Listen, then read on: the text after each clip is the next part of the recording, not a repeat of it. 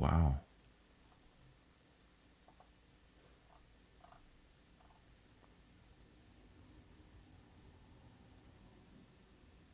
Man, we've been looking for this little red devil for a long time.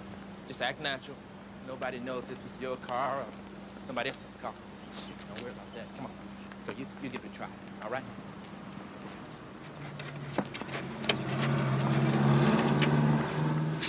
But if his hair's on the hole, you'll find it, boy. Come on. Got it.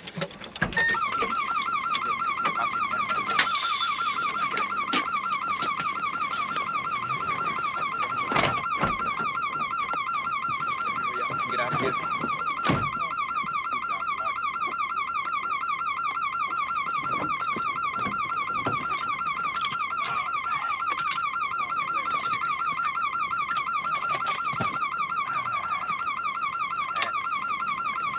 Put the seatbelt on, boy. I don't ride with anybody unless they wear the seatbelt. It's one of my rules.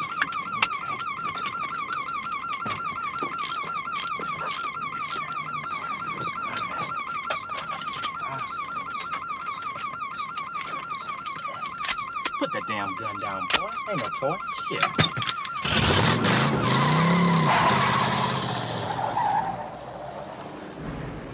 I walk into someone's place of work. They shit scared. They know I'm not a cop. Think I come to kill them, and I would. I'll kill anybody who crosses me. You know what I mean?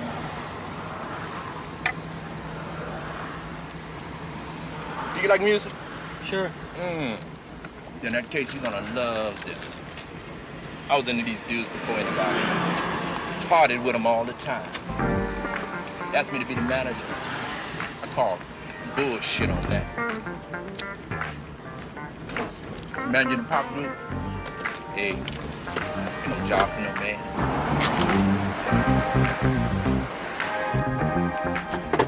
Read that book I gave you. What book? Diuretics. Science of matter over mind. Uh-uh. Well, you better read it, and quick. That book could change your life. Founded the Maserati in Beverly Hills. You know what I mean? A lot of people don't realize what's really going on. Oh God. I've known so many brothers like Light in my life. All right, let's go, boys and girls.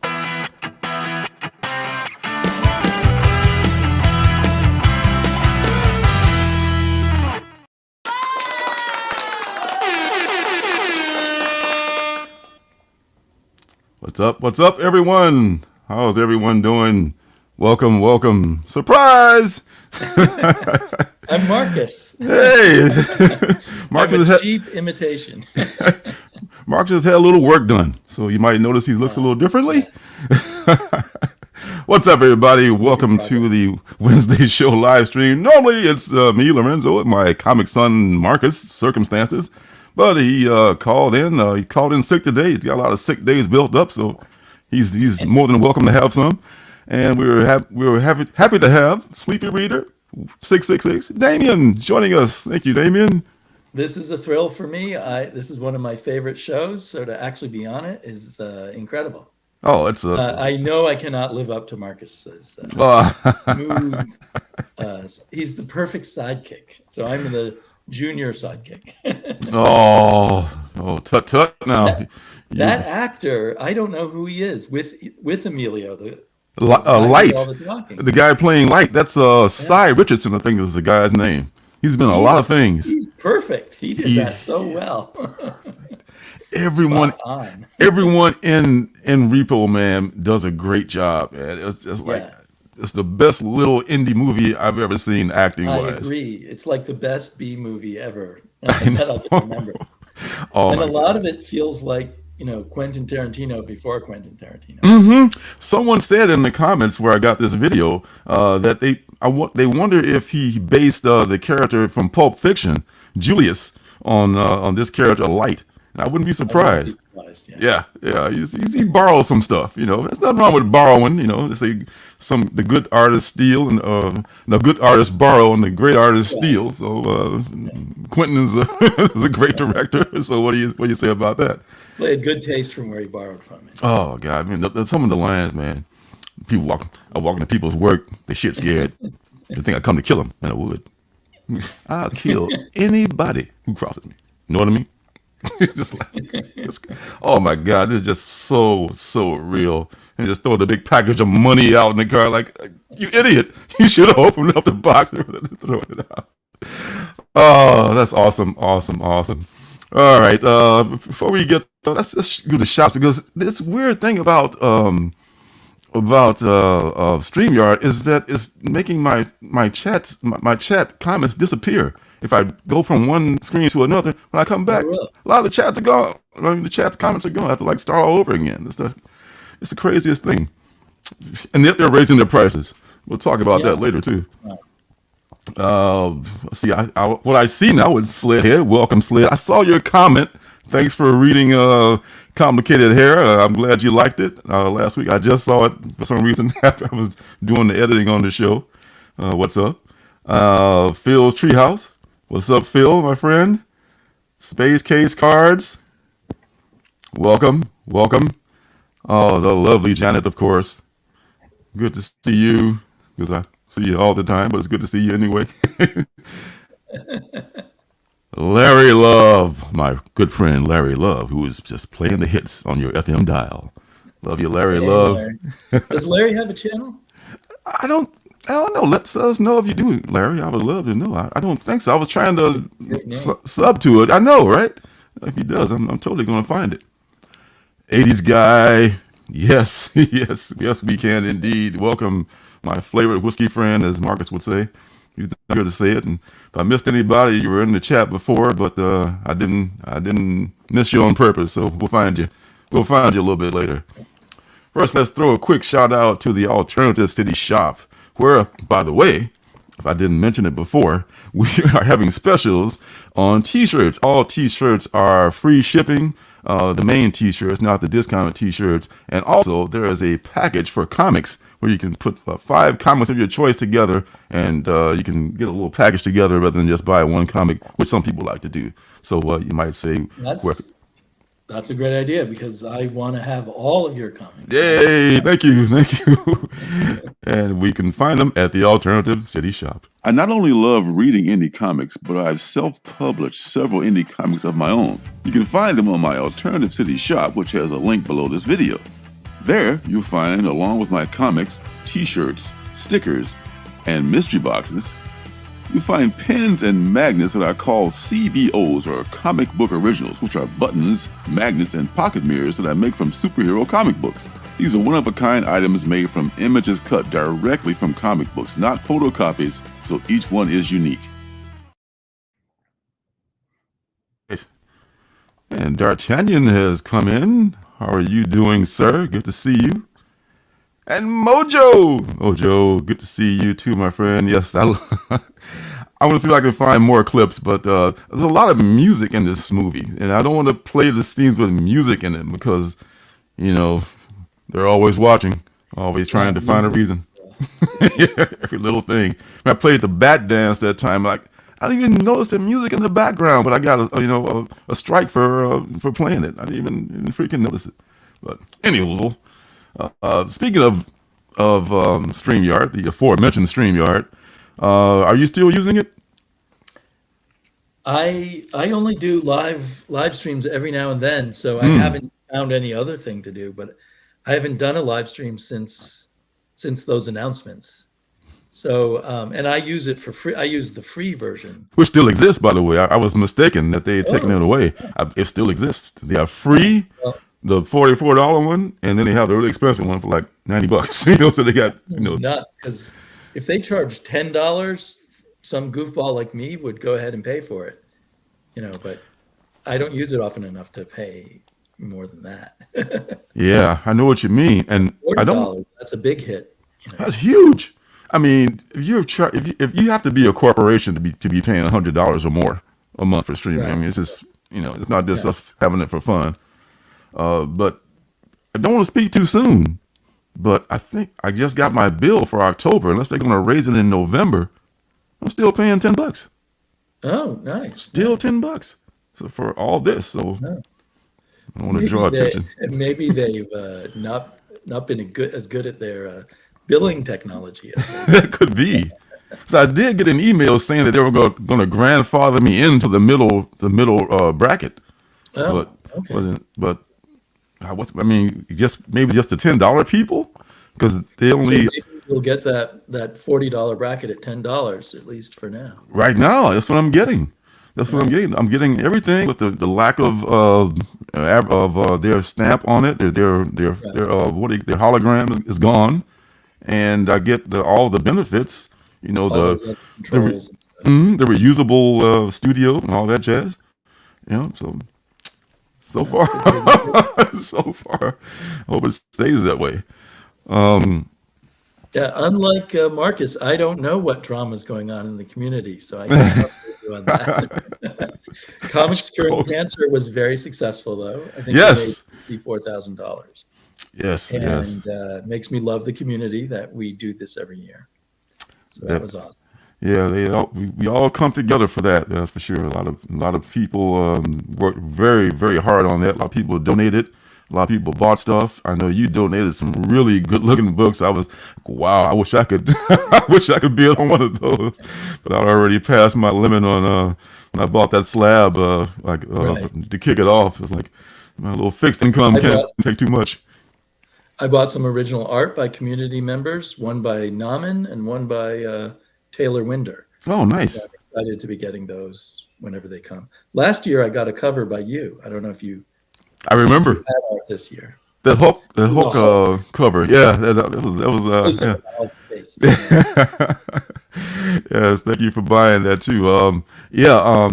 This year I did donate. I didn't have anything ready. I was trying to crank something out, and I'm mostly a digital artist. I've become so reliant on Right. using the screen now, and everybody's using like traditional methods, and I'm trying to like do a traditional method, like I'm learning the technique all over again. I'm trying to crank it out, and the clock is running, and I'm looking at everybody else's art looking fantastic. I mean, like, oh my God, I feel like Yeah. I have art, insecurity. Like I'm never gonna get as good as those ones. I mean, oh my God, that was even better Well, than the last one. Oh no, no.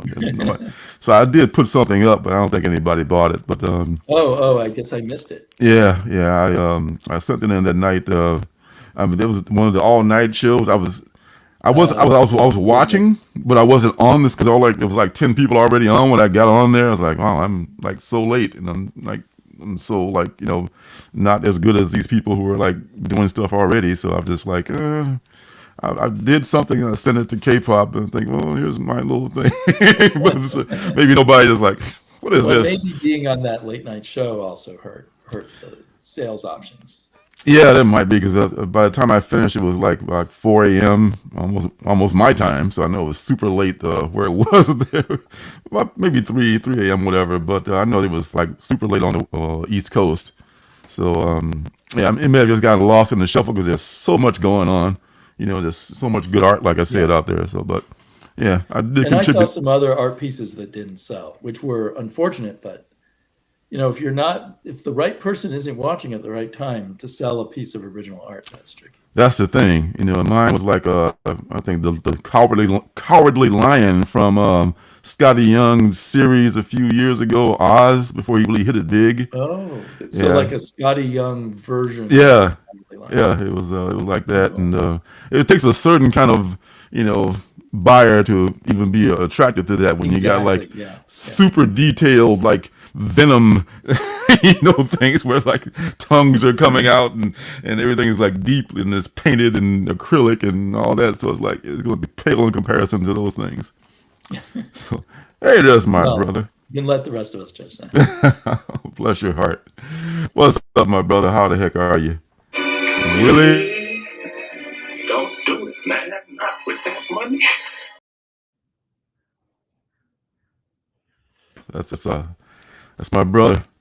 Wow. So other than that, I just discovered there's this artist who's having a show. Or maybe I shouldn't say a show, a signing tomorrow at one of the bookstores. I think the bookstore that you went to when you were here.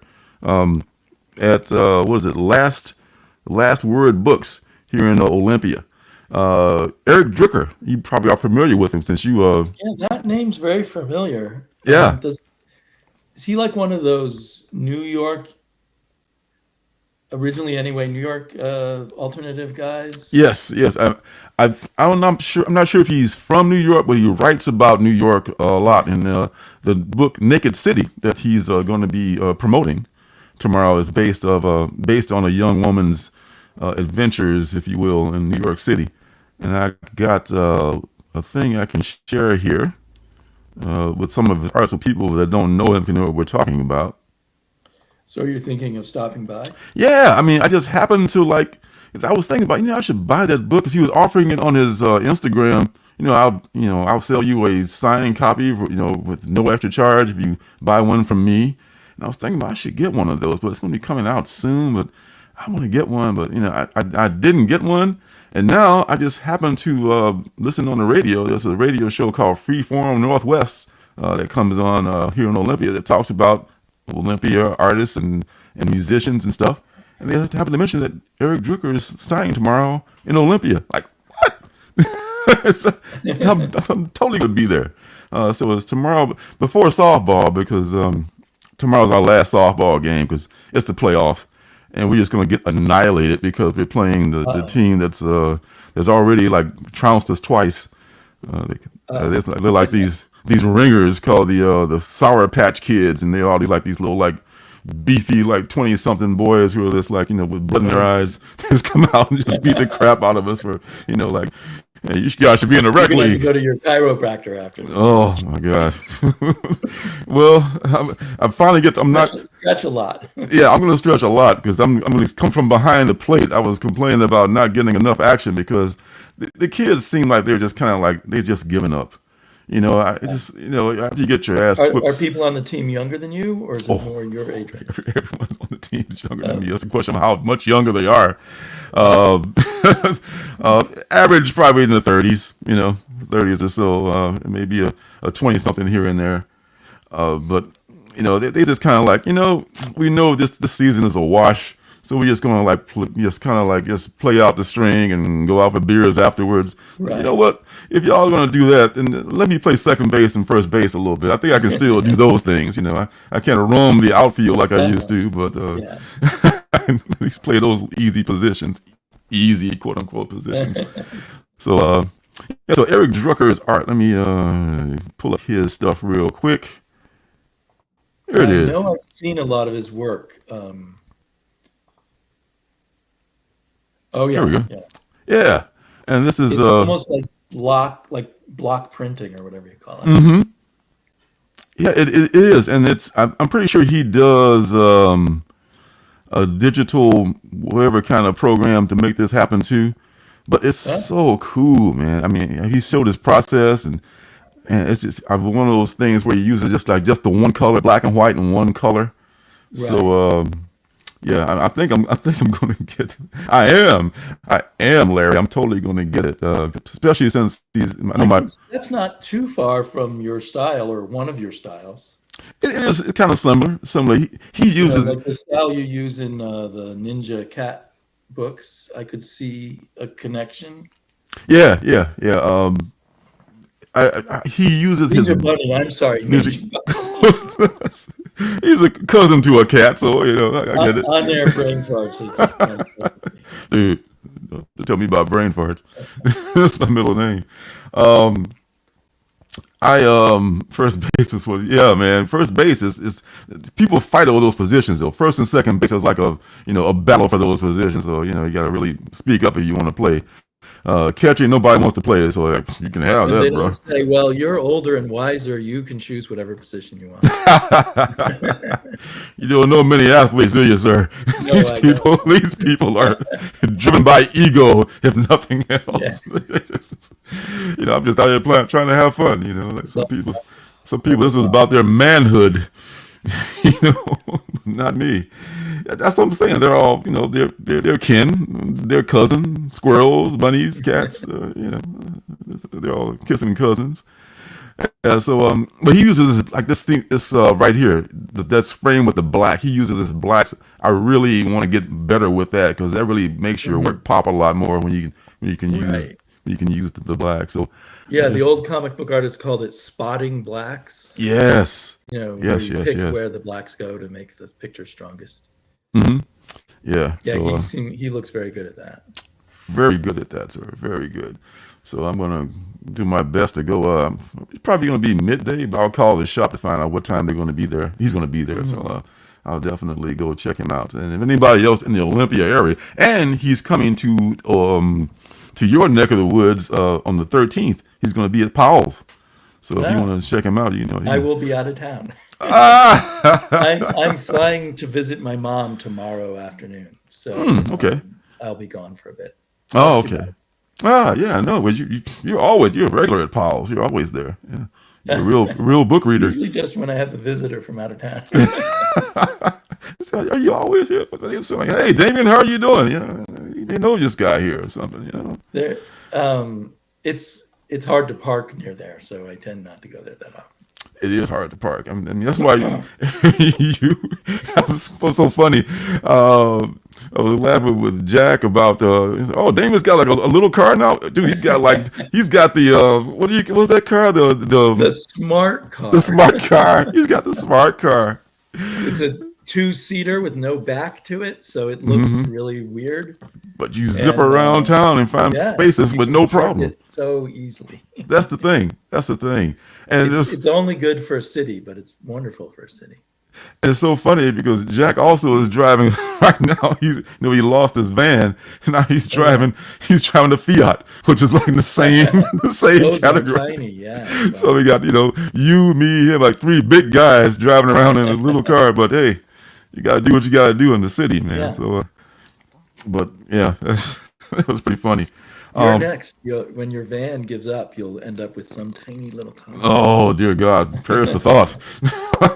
I love my van so much, but I didn't want to bring it to if I can take the train next time to Portland, I'm going to do that too, because that was a good experience. I was prepared to Uber if I had to, but thanks to my buddies, I was able to get a ride here and there and take the train the rest of the time. So man, I didn't realize how your light rail system is like kind of centrally located. It takes you a lot of different places. I was able to go from the hotel to the if I had to, convention center, to the convention center and then to the train station. Train station, and where John and Handsome Bob live. Yes, Handsome Bob. Handsome Bob. Gotta love it. All right, you got some stuff you want to show too? I think I can show my stuff, and you can show your stuff. Will I follow on after you? Yes. Show what I got, or what I got that you didn't get. Yeah. If anything. Yeah. We got such similar tastes. I mean, you probably got like 2 books that I didn't get. Well, I'm always learning from you, and being caused to buy more comics than I read. On that you can blame me. On that you can definitely blame me. We can blame each other. Probably. Oh, I often just Blame yourself. Yeah, it's just what I do all the time. All right. So first one is the only Marvel. No, there's 2 Marvels. I want to say this is Is 2? Nope, only one Marvel, and that's the Ultimates. I've dropped every other Ultimate except for Ultimate Spider-Man. I think Robbie raves about this one. Do you agree with him? Have you been keeping up with it? Unfortunately, I'm behind on the Ultimate. I remember you mentioning you don't keep up with your big 2 books. I don't. I mean, I'm so far behind on this one. I got to catch up on this and Batman, and don't even talk about Miles Morales. Oh my God, I'm so far behind on this. Well, hopefully you've got some good reading waiting for you when you catch up. Yes, I'm looking forward to catching up with this on a catch-up Saturday I think it's Alex Packendale writing it. Is that who it was? It was Or maybe I've got it wrong. It says Camp. Oh, okay. Someone else then. Sorry. Frigeri. And Frigeri is the artist. Okay. I got it confused with something else. Hey, well, are you pulling any of the Ultimate books at all? Not at all. Good for you. I might get around to reading them because I use the app, the Marvel Unlimited app. Oh, okay. So, okay. But I usually open up the app and then I go read some Bronze Age comic. But I keep saying I'm going to read the new ones on it. Oh, that's good. How much is that a month? Well, I do the yearly thing, and it's like I want to say $79 a year, Okay. So it's which, about, is 2 weeks worth of comics or something. yeah, but it's kind of like it's kind of worth it. It's just no more than your average subscription to like Hulu or something like that, or Right, or right. some. So I think it's a little more expensive if you do it monthly instead of yearly, but it's so cheap that I just keep doing it. Yep. It's just I'm considering it at some point. Yeah, that and Ultimate. Well, good for you, Phil. Man, those are two good books and probably two of the best that Marvel's putting out right now. I do. I liked Ab Bats. Ab Bats? Ab Bats? Oh, I know what he's talking about. Yeah. Oh, okay. Yeah, the new what's it called? Not Absolute. Is it Absolute? Yeah, Absolute Batman. Absolute Batman. Oh, that came out is that what the slang is? Ab It Bats. is now. Like Now that Steelhead's made it cool. Ab Fab used to be the show called Absolutely Fabulous. DC, if you don't my know, shop didn't have that. Oh, really, damn, I wanted my shop had one. So maybe the bigger shop has more than one, but I don't even know what the first appearance or the significance of this is. But it's 237 Batman 237. At that time, we were calling it Batman and Robin, the Boy Wonder. I don't know who it is either, but it looks like a really cool cover anyway. It is a very cool cover. I love what DC does with their. I've talked about it before with their facsimiles. They make them on newsprint. That's right. Yes. They got that newsprint smell. Now this takes me back. The Marvel stuff is on the slick paper, and it just has a different effect on the color of the artwork. Even, it's great for like a for a trade or something. But you wouldn't actually do a realistic facsimile. You should be doing this. Yeah. So that's. Well, I have a feeling that the slick paper is actually cheaper than the rougher, old-fashioned paper. I'll bet it is. And how ironic is that? Marvel doesn't do it because Marvel's never spends a penny they don't have to. Never. You hit the nail on the head right there. Speaking of Ab-Bab, here it is. I got the A cover. There's a million of these, so there's no specking on it, but it could be a very good book to read. I picked that up too. Yeah, you got it too. Scott Snyder. I don't know if I'll stick with it, but I just wanted to see the first issue and see Nick Dragotta do Batman. I don't think he's ever done Batman. I love the artwork that leaked out or was put out. It wasn't leaked, but was put out prior. So I was like, okay, this looks fantastic. I just blind sub to it. And if it sucks, well, I got two or three issues. It probably didn't. Snyder's always at least interesting. He doesn't always hit the mark, but he always does something interesting. Indeed. What has he done recently? Oh yeah, I'll talk about that later. Yeah, White Boat. Is that him too? Yeah, I gotta get number 2 or 3 of White Boat. If the next issue ever comes out. Is that 2 or 3 now? It's only been 2 issues, I think. Oh, okay, so I'm only one behind then. Okay, so I can see there's still hope for White Boat. It's a big fat issues, but the second issue is really good. You should jump on it. I will, because Marcus, he was so bummed about this one thing a woman did on. I think this was White Boat. No, it was the other book. It was the one about the old rich guy, the James T. book. But the White Boat had a really good beginning, and you see as it gets better with number 2. So I gotta catch up on that. Yes. Yeah. All right, so Ab-Bab. Love it. All right, so the Tin Can Society A cover. There's sure enough A cover, not the misprint. My shop is really letting me down. I didn't even know that was out this week. Really? Well, actually, a couple of weeks ago. First issue or second issue? This is the first issue. This is the first issue. Okay, but that's a great book. I have not gotten this A cover yet. I've gotten like 4 copies of the misprint cover, which has the 1 in 10 cover on it, which is almost worthless because I don't think they even they just sent Danger Room replacement copies without even requesting the old ones.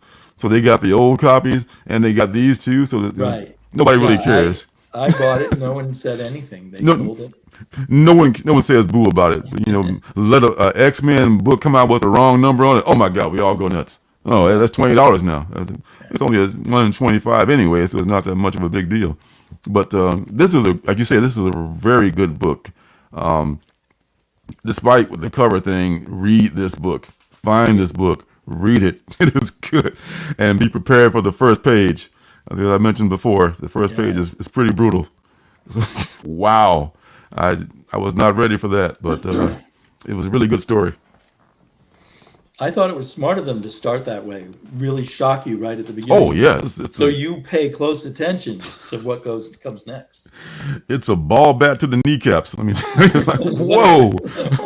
All right, then. Yeager, I know it's so like I'm excited with this zebra on the cover. I know this is one of the coolest covers. Like, what's going on here? And this Last issue. Oh, sorry. Go ahead. Oh, no. I just said this is the only indies that I'm behind on. Oh, you didn't read last issue. I didn't read last issue, so no spoilers.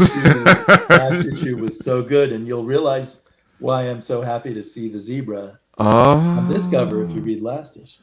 Oh, I haven't read anything since before Barney was in trouble, so I got to catch up on that big time. I was expecting this book to be good, but it keeps getting better in a way that surprises me.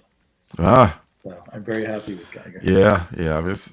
I have no problem, still stacking them because I know it's going to be good because every series before has been good. Janet needs to lock you in that room till you read your comic. I know. Oh, she's too kind to me. Is this who just stumbled in here? Is this Naman? What's up, buddy? Naman, hey.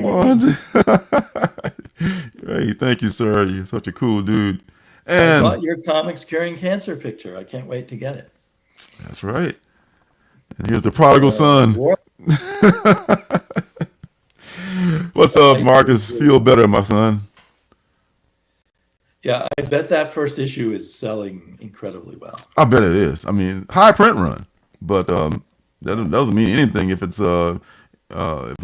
turns out to be a hit, which I think it will be. I really think it's going to be a hit. This is Geiger number 7. It's a totally different. I heard there's something going on with the Geiger. I mean, speaking about Tin Can Society. Frank did mention something about the Geiger A cover having a misprint or two different covers or something like that. This is cover A. Mm-hmm. A cover was split or something. They list a cover B. Huh.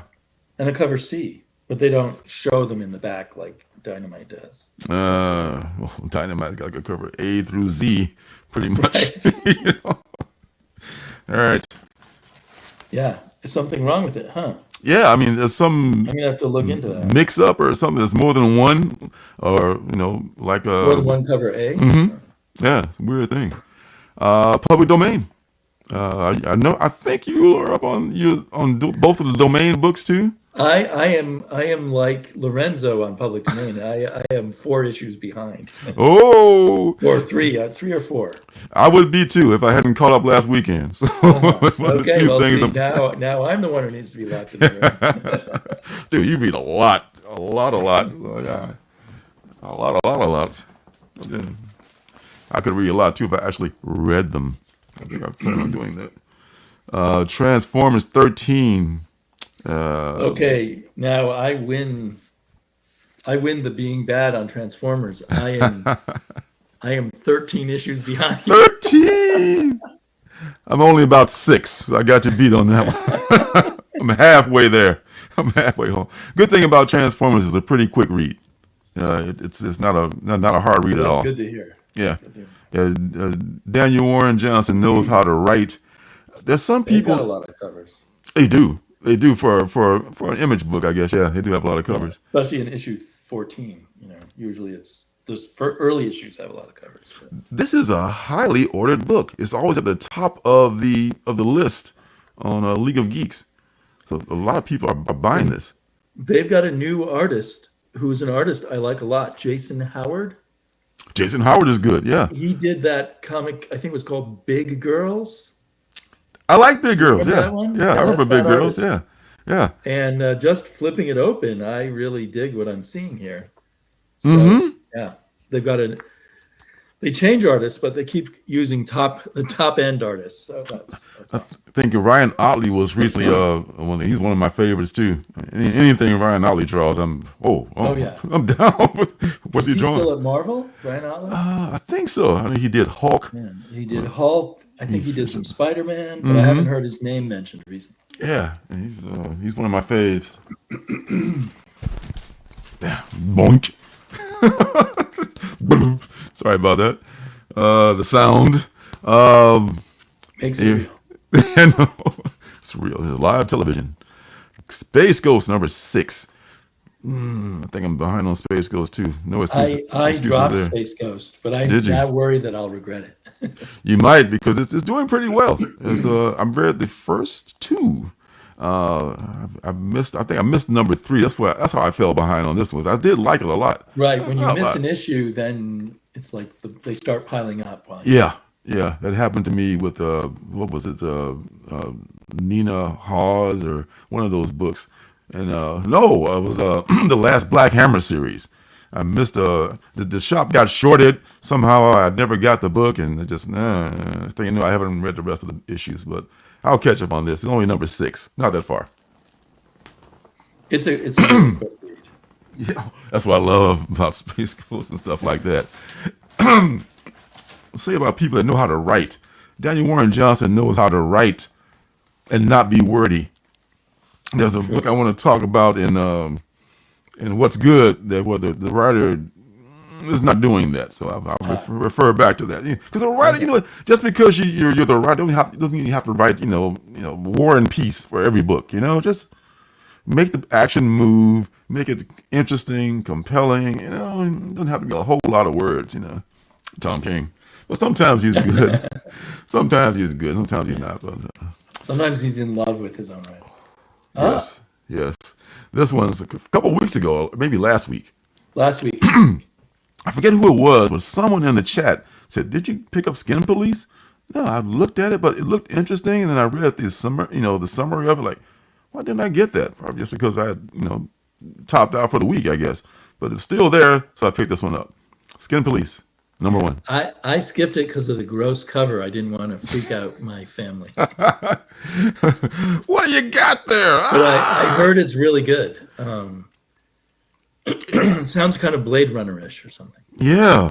I thumbed through it pretty quick. It kind of reminds me a bit of Steve Scrose's work a bit. Oh, he's a great artist. Yeah, kind of like that. Coming down to the Jesus, the big giant head just can't get out of the way here. Toxic Avenger. We didn't even talk about this last week, but I just was in the shop like, I've heard some things, I mean, I've never seen the movie. Not super looking, not even, wasn't looking forward to it or anything. Right. He says he sounds at the local comic. That's very cool. Okay. He's a really underrated artist, I think. Very good artist. Yes, absolutely. Jason Howard. Yeah. Is he a missionary? Okay. Yeah, and I just picked that up from my comic shop delivery, which I was exposed in my unboxing. Yes. I'm off to. I did not know there was a Toxic Avenger comic. Well, I don't think it was like way at the bottom of the list of ordered stuff last week. That's what I thought, like, yeah, whatever, But I got this in the shop. I thought, like, this might be okay. I think it's a one shot. If it was a one shot, I preferred. Really? I don't want to get into a whole Toxic Avenger thing. What? 4 Toxic Avenger covers 1 bag with a trading card. Are there really? Wow. I didn't see any of those.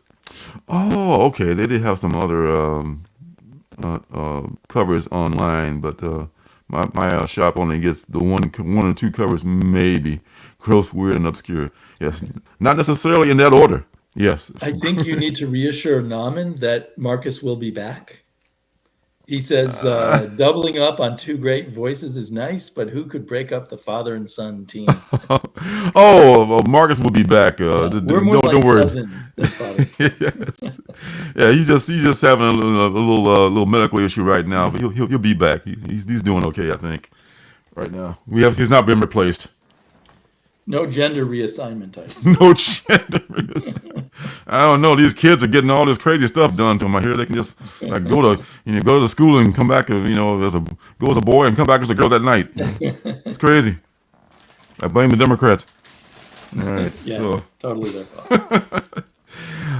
we talked about this last week too. This is Seance in the Asylum, which is, what I said, a horrible idea, but it might be an entertaining book from Dark Horse.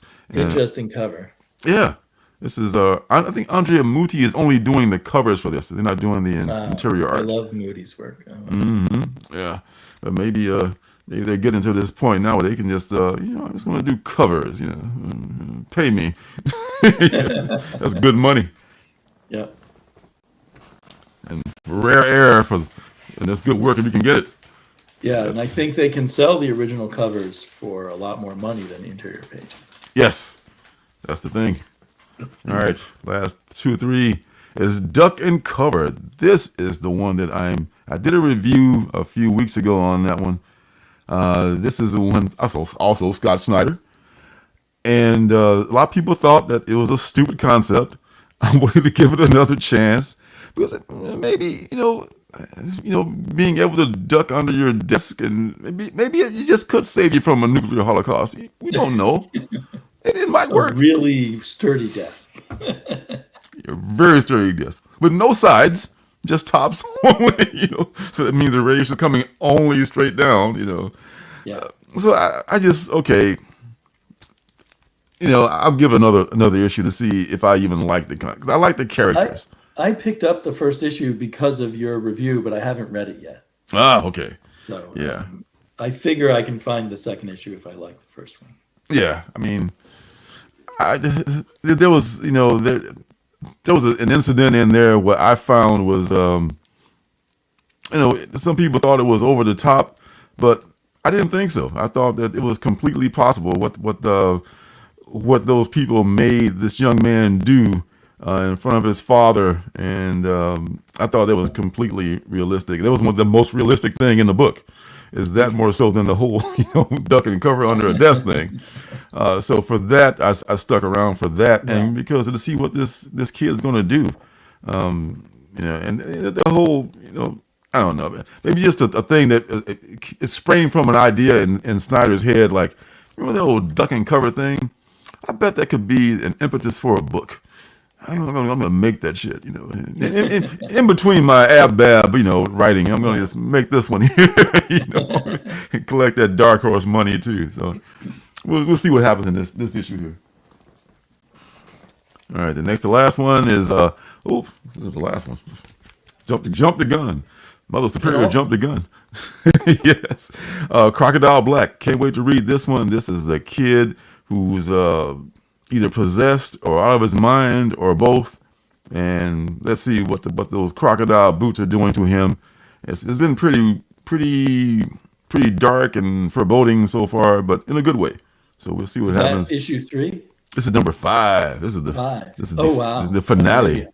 I have the first 2 issues. Oh, I haven't read them yet. You haven't read them? Okay, I don't want to. But you've been keeping up with it. Yeah. This is one I'm caught up on. I've read all through 1 through 4.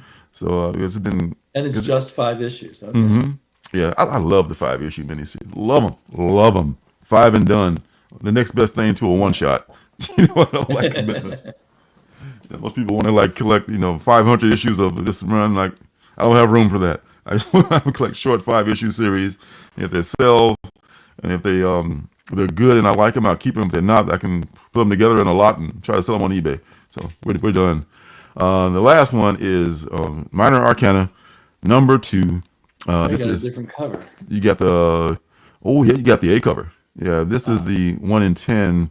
There's a FOC cover that I pre-ordered. I want to say I ordered that one, and then there's a one per store. But my store didn't get that one, so I didn't get a chance to get that one. But I got this one. I do like your cover better. That's a cool cover. Yeah, this is Jeff Lemire. Yeah, this is the Jeff. Actually, that might be Jeff Lemire on that one too. I think this is Jeff Lemire. That's him.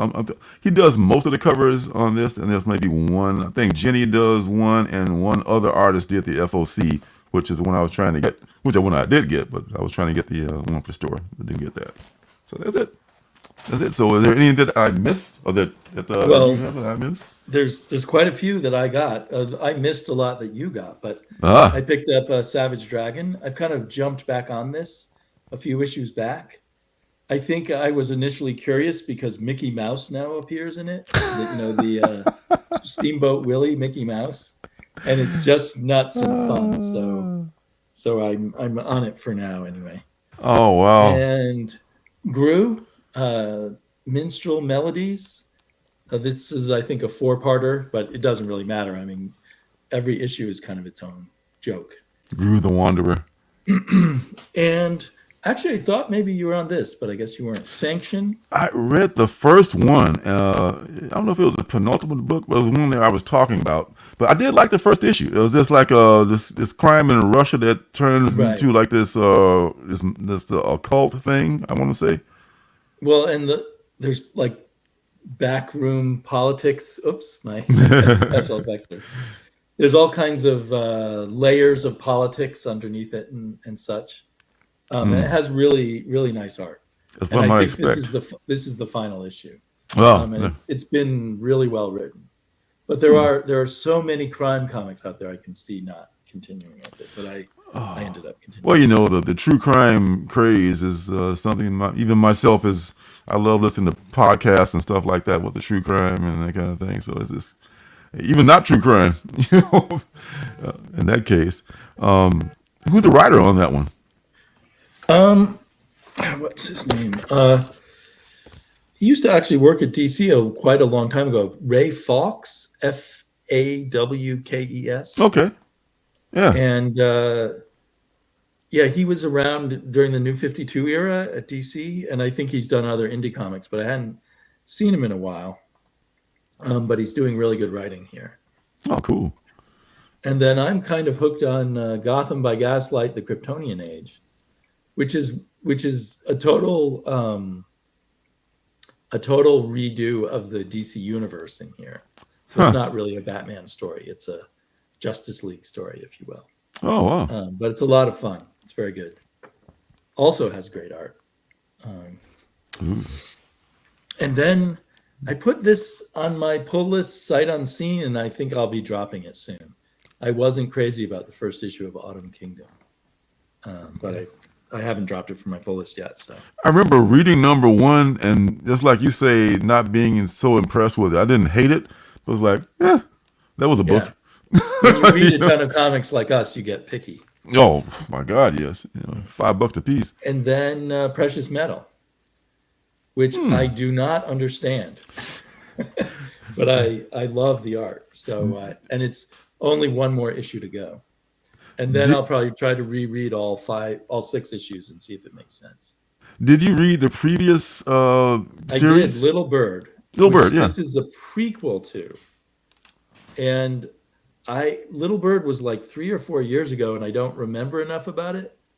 But I think its connection to Little Bird only becomes obvious near the end of the book. So hopefully in issue 5, which you have there, right? You're like, oh, now it all makes sense. It's very much like those European comics that were in early heavy metals, you know, where it's kind of mind-blowing, but you're not quite sure what it all means. Yeah. Like, look at that. Oh, wow. Yeah. So it's fun, but it kind of annoys me. Yeah, heavy So metal is those are all the other new books I got that you didn't. very cool. Well, heavy metal is very eye candy. You know, it's very, oh my God. It's like, there may be a good story in there too, but, you know, it's mostly like, look at this amazing art from these people I may not have ever heard of before. Right. It's Yeah, very when I cool. was a kid picking it up, I didn't even notice the stories weren't that good because they were naked breasts. I know. I shall be reading this. In the aisle, people trying to cover it up when they walk by. Oh God, yeah, it was good times. As a kid, remember being in Rexall trying to put like a heavy metal inside another magazine and buy 2 for 1. You know, that's my hoodlum era. Yeah, you know, I shoplifted a few comics in my day. I know. Not very successfully. I got caught I twice. did. One day I was at the counter and then the other one dropped out. Jeez, how'd that get in there? It's 2 for 1 today? I guess I just buy the one on the outside then. You were smarter than me. I tried shoving one up my shirt. It fell out. They saw me do it. They saw you.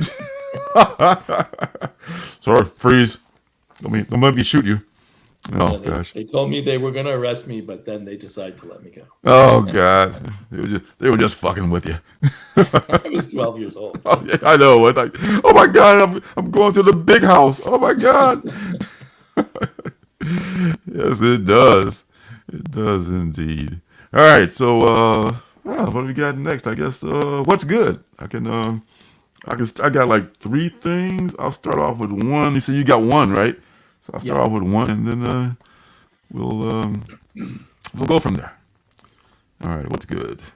What is indeed good?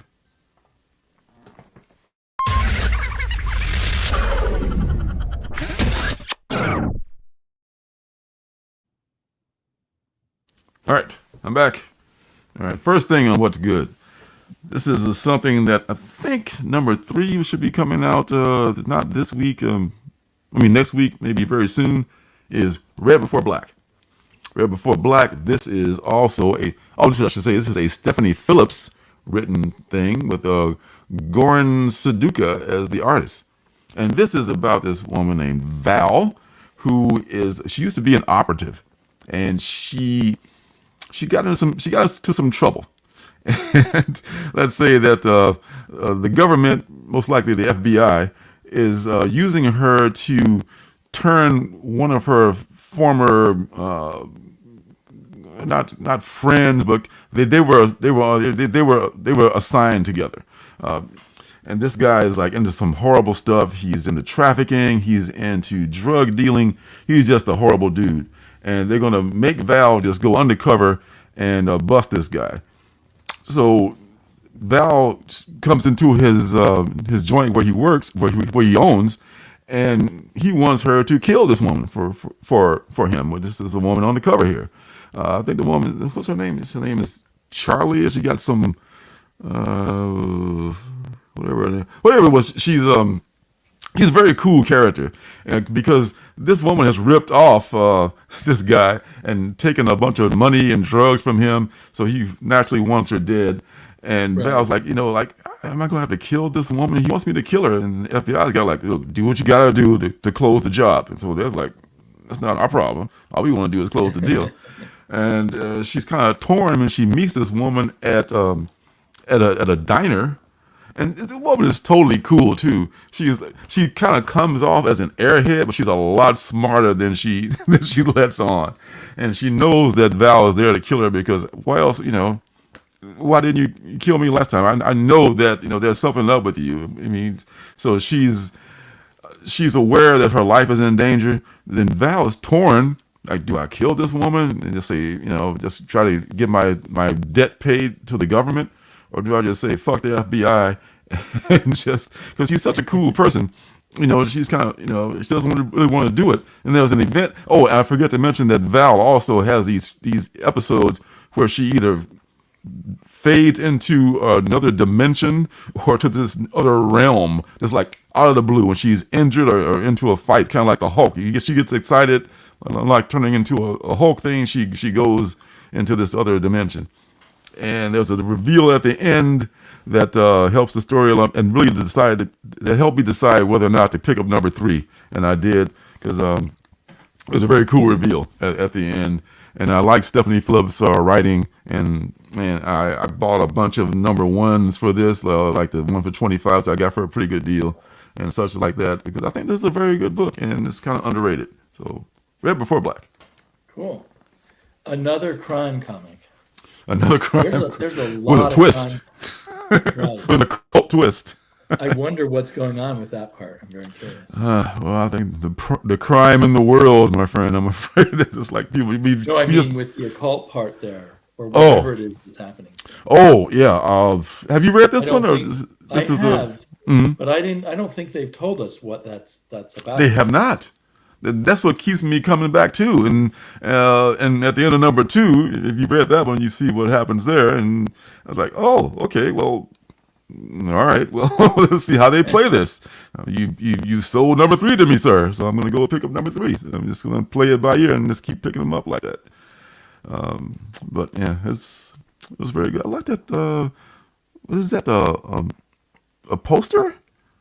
This is a artist edition. Oh God, it's a book.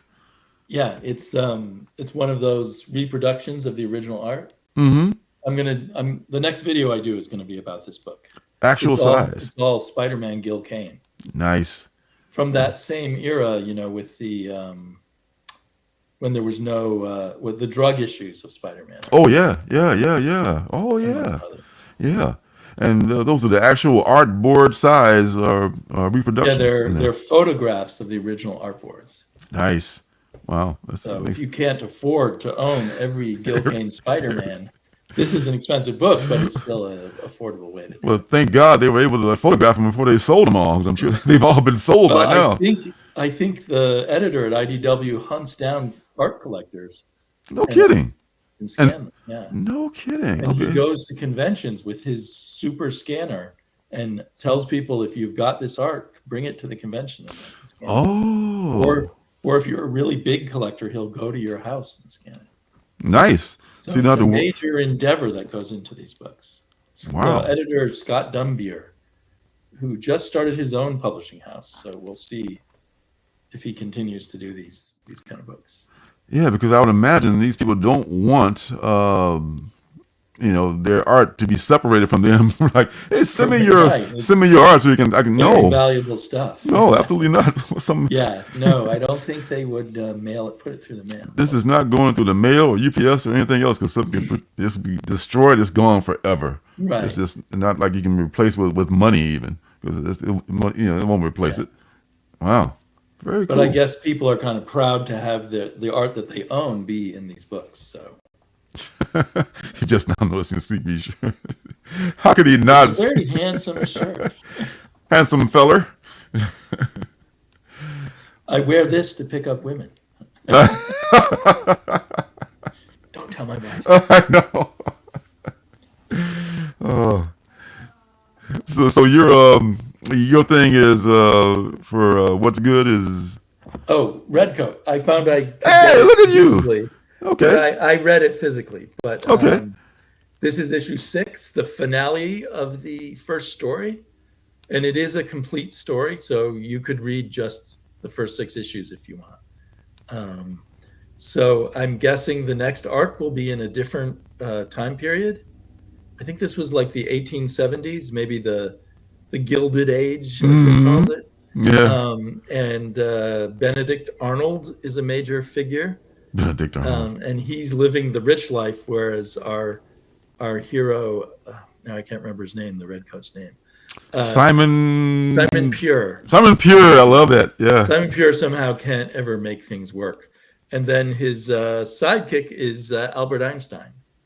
So I'm hoping we'll skip ahead like 20 years and Albert Einstein will come back as a adult. So I really loved all 6 issues of Redcoat. Let's see, there's Benedict Arnold about to sacrifice Simon Pure. That's what they had, like this Illuminati kind of a thing going on back in the very Illuminati. Have you read Redcoat? I read the first issue. Yeah, I need to catch up on that too. Yeah, I won't spoil too much, but it's very Illuminati like. Oh God. And how can people not like that book?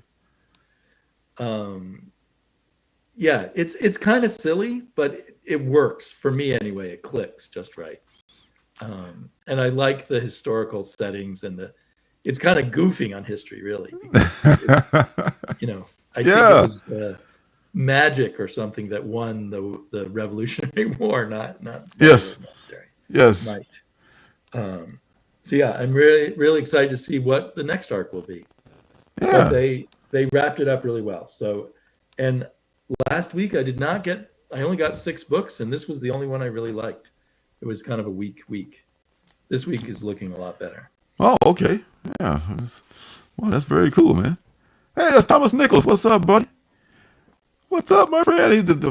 This is a funny dude. He's a comedian, and he's a writer also of comics. Oh, really? Yeah, we had him on the stream a few months ago.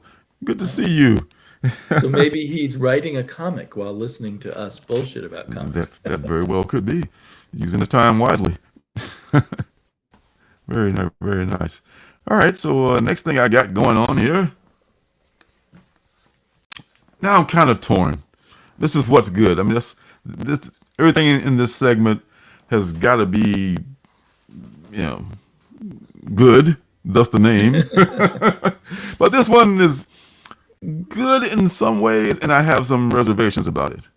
Oh Okay. man, I've just been just awesome, my friend. I hope you've been the same.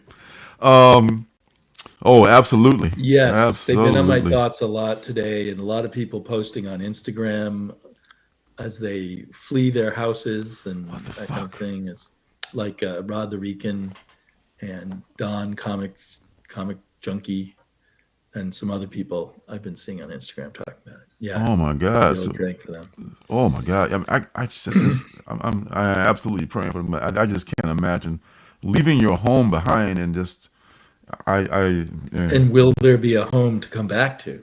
That's a real scary thought. that's the thing, my friend. That's the thing. And man, God forbid, God bless them. And I hope that they're able to get through it safely, and they do have a home to come back to. Oh, Roscoe too. Oh man, a lot of guys are down in Florida. Jesus Christ, man. Oh well. All right, so Goobers, written by Cody Sorry, Ziegler. that cover just makes me laugh.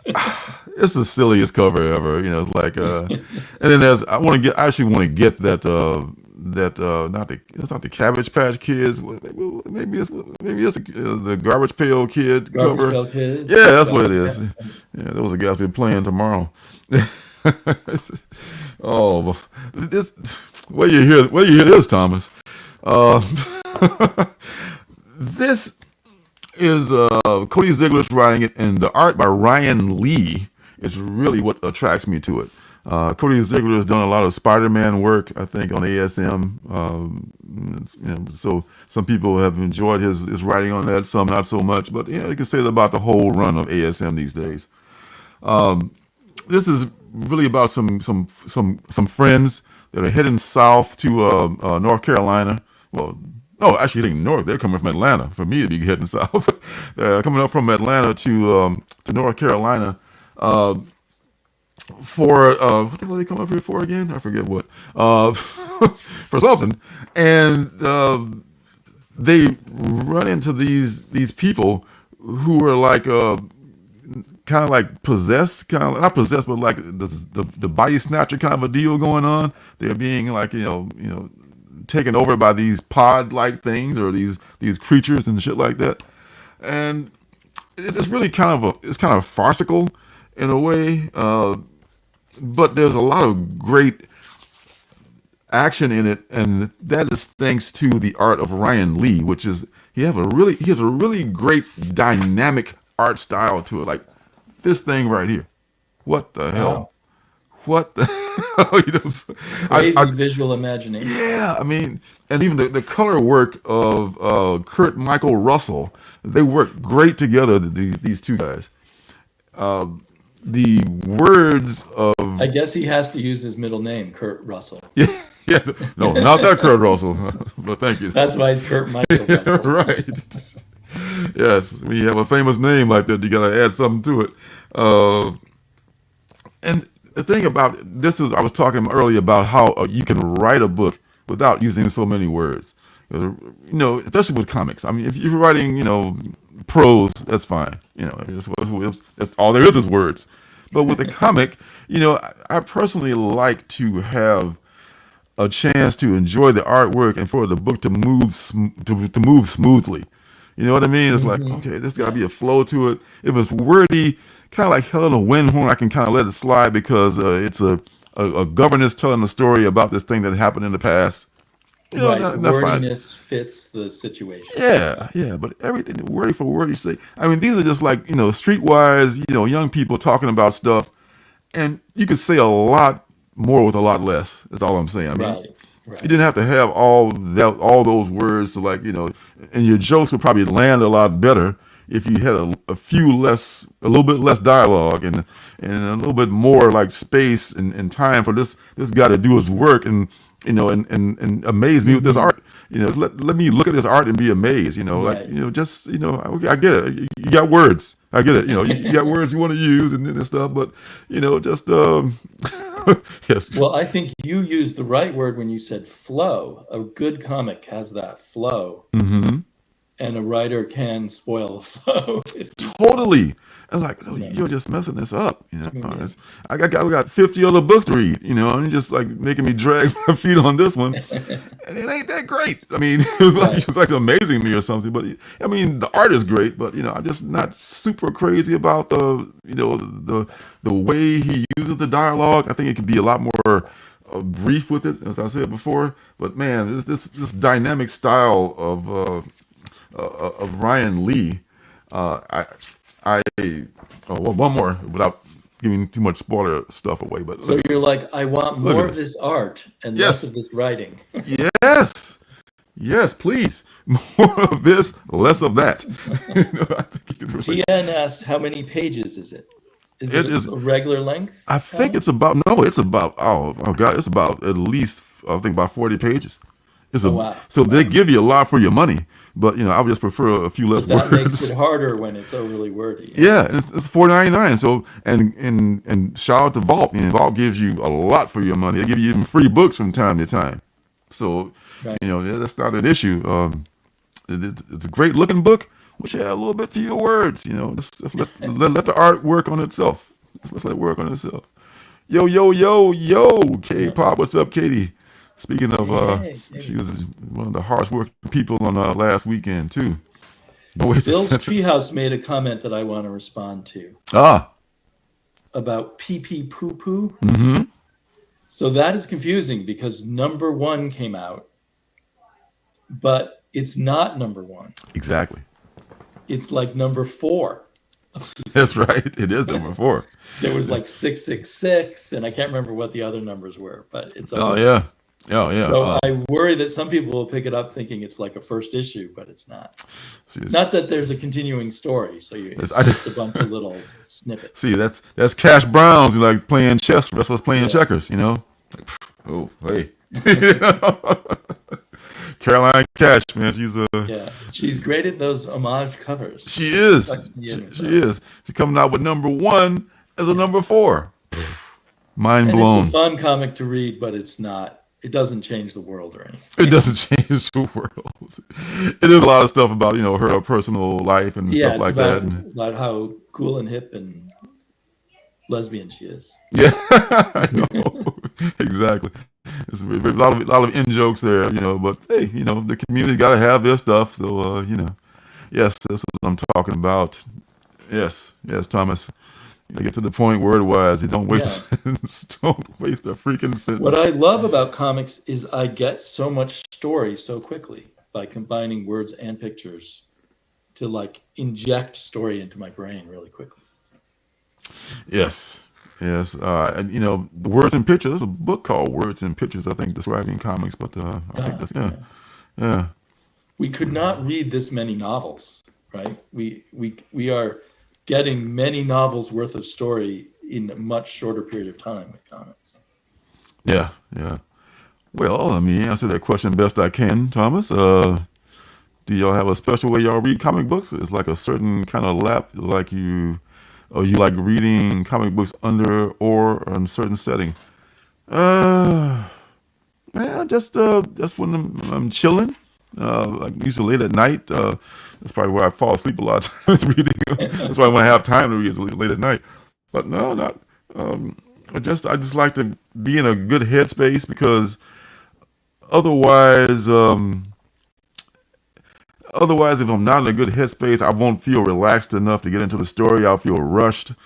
Sometimes at night I'm a little tired, so I'll read a book at night. If I'm falling asleep and dropping the book, I'll read it again when I'm more alert. Because if I didn't like it the first time, because I probably didn't absorb it the right way, and that's worked out a few times too.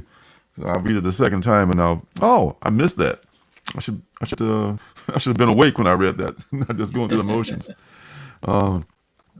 Phil says sometimes a 24-page comic will give you so much more story than the 20-page chapter. Seriously, 100%. 100%. I think some writers think they get paid by the word or something. I mean, no, they do. That shouldn't be, first of all.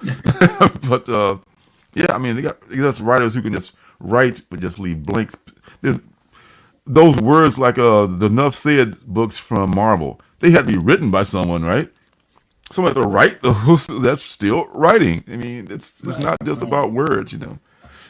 I wonder if some suits at comic book, the big two especially, would think like, well, I'm paying you a lot of money to be a writer. I want to see a lot of words. You know, it's kind of like, I guess, Right. they want to see their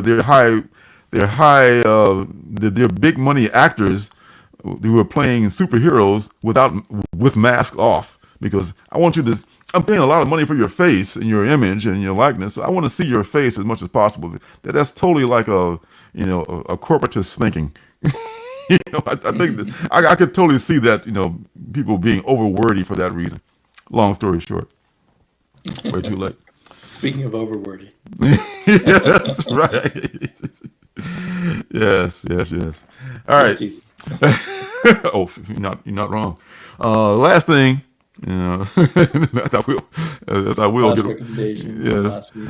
Last recommendation from last couple of weeks. Actually, this is like maybe 2 weeks ago. I've not heard of that one. This one is the Horizon Experiment. This is from Pachote, Pornsak Pachote. I'm just going to call him Pornsak because I don't want to mess his last name up. So Pornsak is is behind this whole project, and his deal is the Horizon Experiment is 5 one-shot comics based on people in marginalized groups.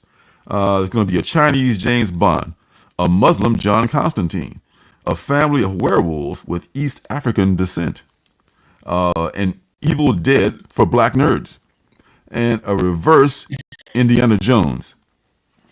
I Black don't know. nerds, that's like its own minority. That's right. Yeah. Right here, part of that one. That's two minority within a minority. Like, like the dream within a dream. The reverse Indiana Jones. I can't wait to see what the hell that is. Reverse. Okay, other things I can understand, but anyway, this first one is the Chinese James Bond, and it takes into account that a lot of things are different in Chinese culture, and as different from European and American culture, as you might imagine. Espionage is very different. They look at espionage as they have different approaches to spying than other spy networks, and they talk about it here, and they go through all the different idiosyncrasies and stuff, and it's really cool, great artwork by the Dodsons, by Terry and Wow. yeah, Okay. and by Terry and Top end artists on this. yeah. Yeah, Terry Dodson and God, what's his wife's name? Is it Rachel? Rachel Dodson. Yes. Terry does. Let me get it right. He does the pencils and the coloring, and Rachel does the inking. I'm pretty sure. So that's the way they split the duties. And this is a one shot. This is 5 one shots, which is once again, it's I've got to get this. I love the Dodsons, and that sounds very unique. Yes. This is the Tula Lote cover. Marcus was all excited about that one. You can tell. Blame yourself. Oh, wrong one. You can have it if she wants it. And blame yourself too for having it and wanting it. This is the Tula Lote cover. She can really she's kind of a chameleon with her art too. She does a lot of covers that you can not tell it was her stuff. And this is like the combination of all things that I love, the 5-issue series and one shots together. Yes, more please. I would like more of these. So This is the Will it be Manchurian. different artists on each one, do you think? Yeah, I think so. Yeah. Yeah, I'm sure it will, because they have a preview of the next one shot, which is the Muslim John Constantine, called The Sacred Damned. And they have that in the back of the book here. So that's coming up next with that creative team, which is Sabir Prezada, the writer, and Michael Walsh is the artist and cover artist. Oh, another excellent artist. He's the one doing Frankenstein right now. Oh, really? Okay, I got to get that. I haven't gotten And Silver Coin. any of the Frankenstein books. And Tony Marie Griffin and Michael Walsh are also the coloring. Wow. Becca Carey doing the lettering and design. Oh, well, that's going to be very good. I haven't heard of that writer, but art-wise, it's going to be Oh, excellent. yeah, I think I'm gonna pick up all 5 of these, because now you got me a little interested. Yeah, Walsh is doing perhaps you say Frankenstein. Yeah, Frankenstein. yeah, something about this. Perhaps you say Igor. Yes. There is no Igor in the original Frankenstein movie, so they have Fritz. There's a Fritz. That's right. In the first one, I got all confused reading the comic because I'd forgot that. It's like, why is Igor named Fritz? they're sticking true to the true To the Mary movie, Shelley. yeah. Oh, No, to the movie. To I the don't movie. even know what Mary Shelley's. Oh, that's right. They're sticking to the Universal movie continuity. Because all of this is like copyright Universal. Movie. It is. As I was saying, you don't try drawing that classic Frankenstein unless you got the approval of You gotta the pay Universal. That's right. All right, so that's a end of a very long What's Good. So we're done with that one. Good thing we didn't have a guest. My God, it would have been forever. Okay. Yeah, sorry, I drew it out. I get excited. Oh, don't worry. We got content time to fill here. Don't worry about it. All right, so I want to share the screen. We can talk about next week's comics. Hopefully it won't be as bad as last week's comics. And it just can't be, because there was no penultimate book for the first time ever. So how many comics did you get this week? 14, you said? I want to say 14, yeah. Okay. Which is, I think last week I actually stuck to the imaginary 10 comic book limit. Last week you got 10. Yes. And then I got my monthly order from Tfal and my bi-weekly That order looked from like a fat stack. That was a fat stack. I mean, they've been getting kind of down there, but this is a month where everything came due. Like, oh, okay, well, there goes that. I've been buying much less and less. A lot of duplicates, though. A lot of duplicates, and some of those are just like additional covers of books I already have, so I don't have to read those. I can just I already read that number one. I'm just buying like the 1 in 25, or because my comic shop has great deals on 1 in 25s. Usually. Yes, most of the time. All right, so speaking of next week's comics, Ultimate Spider-Man is back, number 10, and I just recently, hey, what's up, buddy? Woot woot Zix. I'm sorry if I'm not. That's a hard one to pronounce. It is. Easy for you to say. Oh, wow. About the Space Ghost series. Yeah, you should read that, man. Yeah, you are reading it. Okay, well, I finished the comment before I say something. Yes, that was a good series. I've put my number 1 up for sale, and they tried to lowball me a few times on eBay, but I stood by my guns and I got my price for it. So oh, nice. Got by, but so long for that number 1. But hey, I feel like even though the series is good, at least it was good last time I read it, because I'm like 4 issues behind on it now. But it was good, and everyone that they've introduced has been good so far. I feel like there's nothing there in the first one that's going to make it a classic book, other than, oh, this was the first book in this great series. So there's no key appearance or nothing else. Like, I'll just part with it. I've got like second printing, third printing, fourth printing, so I'm straight. Oh, number 1, all right. So that's going to be coming out next week. Nightwing. Son, if you're out there, I'm sure I guess you're still collecting it. Marcus was a big fan of Nightwing.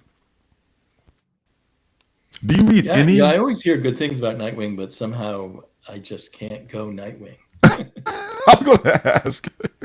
Just can't go there. Can't do it. He's too famous for his butt or something. So. It's a lame reason not to read the comic. Well, thank you, my friend. I dropped one just a few minutes before we came on the air here. I did one last night. Of what did I do last time? Oh, Hyde Street. So that was one of my favorite. I want to things. see what you said about that. Oh yes. Spoiler alert! I liked it. I did. You only review what you like. Exactly.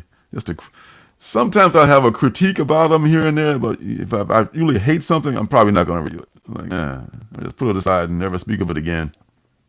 So you're not pulling Action any. Comics has become weekly, which I don't know why. If there's a reason for that. Are you serious? Yeah, I don't know, and I don't know if it's just weekly this month, but I think it's for quite a number of months because I noticed that in previews. And I heard Robbie say it started going weekly this past week. Oh, they can just guarantee that I will never buy one. Then I refuse. Yeah, that's a lot. If you want to get behind on reading comics, that's a great way to do it. Make it weekly. Dude. No way. That's a Marvel move right there. If ever I saw one, and I'm having none of it. None of it. I'm not when Spider-Man. I don't know why it's weekly. I just know it's weekly. Well, if they do it temporarily, I think they did it with Detective Maybe temporarily. It's into some event or something. It might be, but it's still a low move trying to make people buy that $6 book 4 times a month. Man, that's just not right. Yeah, that is a low move. What's up, Ross? So you got a new avatar. That's pretty cool, man. Good to see you. You're never late. Whenever you get here, the party's just beginning. You're awesome. All right. What else we got here? So you're not pulling any mainstream, any I big get two a books. few of the DC ones that are, off to the side. Like that Gotham. Oh yeah, that's right. Things like that. That's right. The Gotham. I get the Mark Russell Batman that he's doing right now. I don't know when the next issue comes out. But I don't get, because I also get the DC app. Oh, geez. That's right. So you just read this stuff, Yeah. You can read it. They come out a few. The DC app comes out a month later. Oh, I see. 3 months later. 3 months? 3 months. Yeah. Oh yeah. Well, they make damn sure you can't just not buy their floppies. I think that's better for the shops. Absolutely. Yeah. I mean, I think about I want to cut them out. But DC does it just after a month, and yeah. I've got I was going through my books. I probably have 7 of the Tom King Wonder Womans. Probably half of them, getting the number 14 now. I probably have 7 of those books, but I'm not pulling it. I just I bought just random covers because they have such awesome covers. Yeah. I'm going to end up reading it at some point. I read the first issue of his Wonder Woman and didn't like it. So Really? I didn't continue. I kind of liked it. Because I have the app, I have to decide, do I love this comic book enough to buy it physically? Or just read it on the app later? I mean, I definitely prefer physical, but if it's just I'm not sure if I love it, I'll just wait and read it. So someday I'll binge the Tom Kim Wonder Woman. They used to have TV shows on the app too. But like the WB, that kind of stuff? Yeah, they produce their own shows, like a Titans show, a Doom Patrol show, and it was only available on the app. But now all those shows are on Max instead. On Max, it's just weird because we get Max through Hulu, and Max HBO is now Max. They kind of blended HBO and HBO and Cinemax together. Now it's just Max, but we don't get what's that? The fucking bullet head guy, the Peacemaker. We don't get that. We don't get Titans. We don't get Harley Quinn. We don't get any of that. Not even later. I mean, they're trying to make us maybe get they moved them to a different app because if first those all were there, but they may have moved them. I don't pay close attention, but I know that Max plays games with having things on, then taking them away, and do buy them somewhere else. And they want you to also buy their live TV, which The Hulu Live. Yeah, Yeah. Hulu Live TV, which is like, to me, live TV is so yesterday. You know, I'm going to gather around the TV at 6 p.m. And the only time you can see it, man, I did that shit when I was a kid. I mean, when streaming, Right. they should never give me streaming. 'Cause now Well, they're and I streaming. shouldn't have to pay for something that has ads. That's what I'm saying. Yeah, so I'm not going to Yeah. pay for it. Oh God. Oh God. Oh, don't get me started.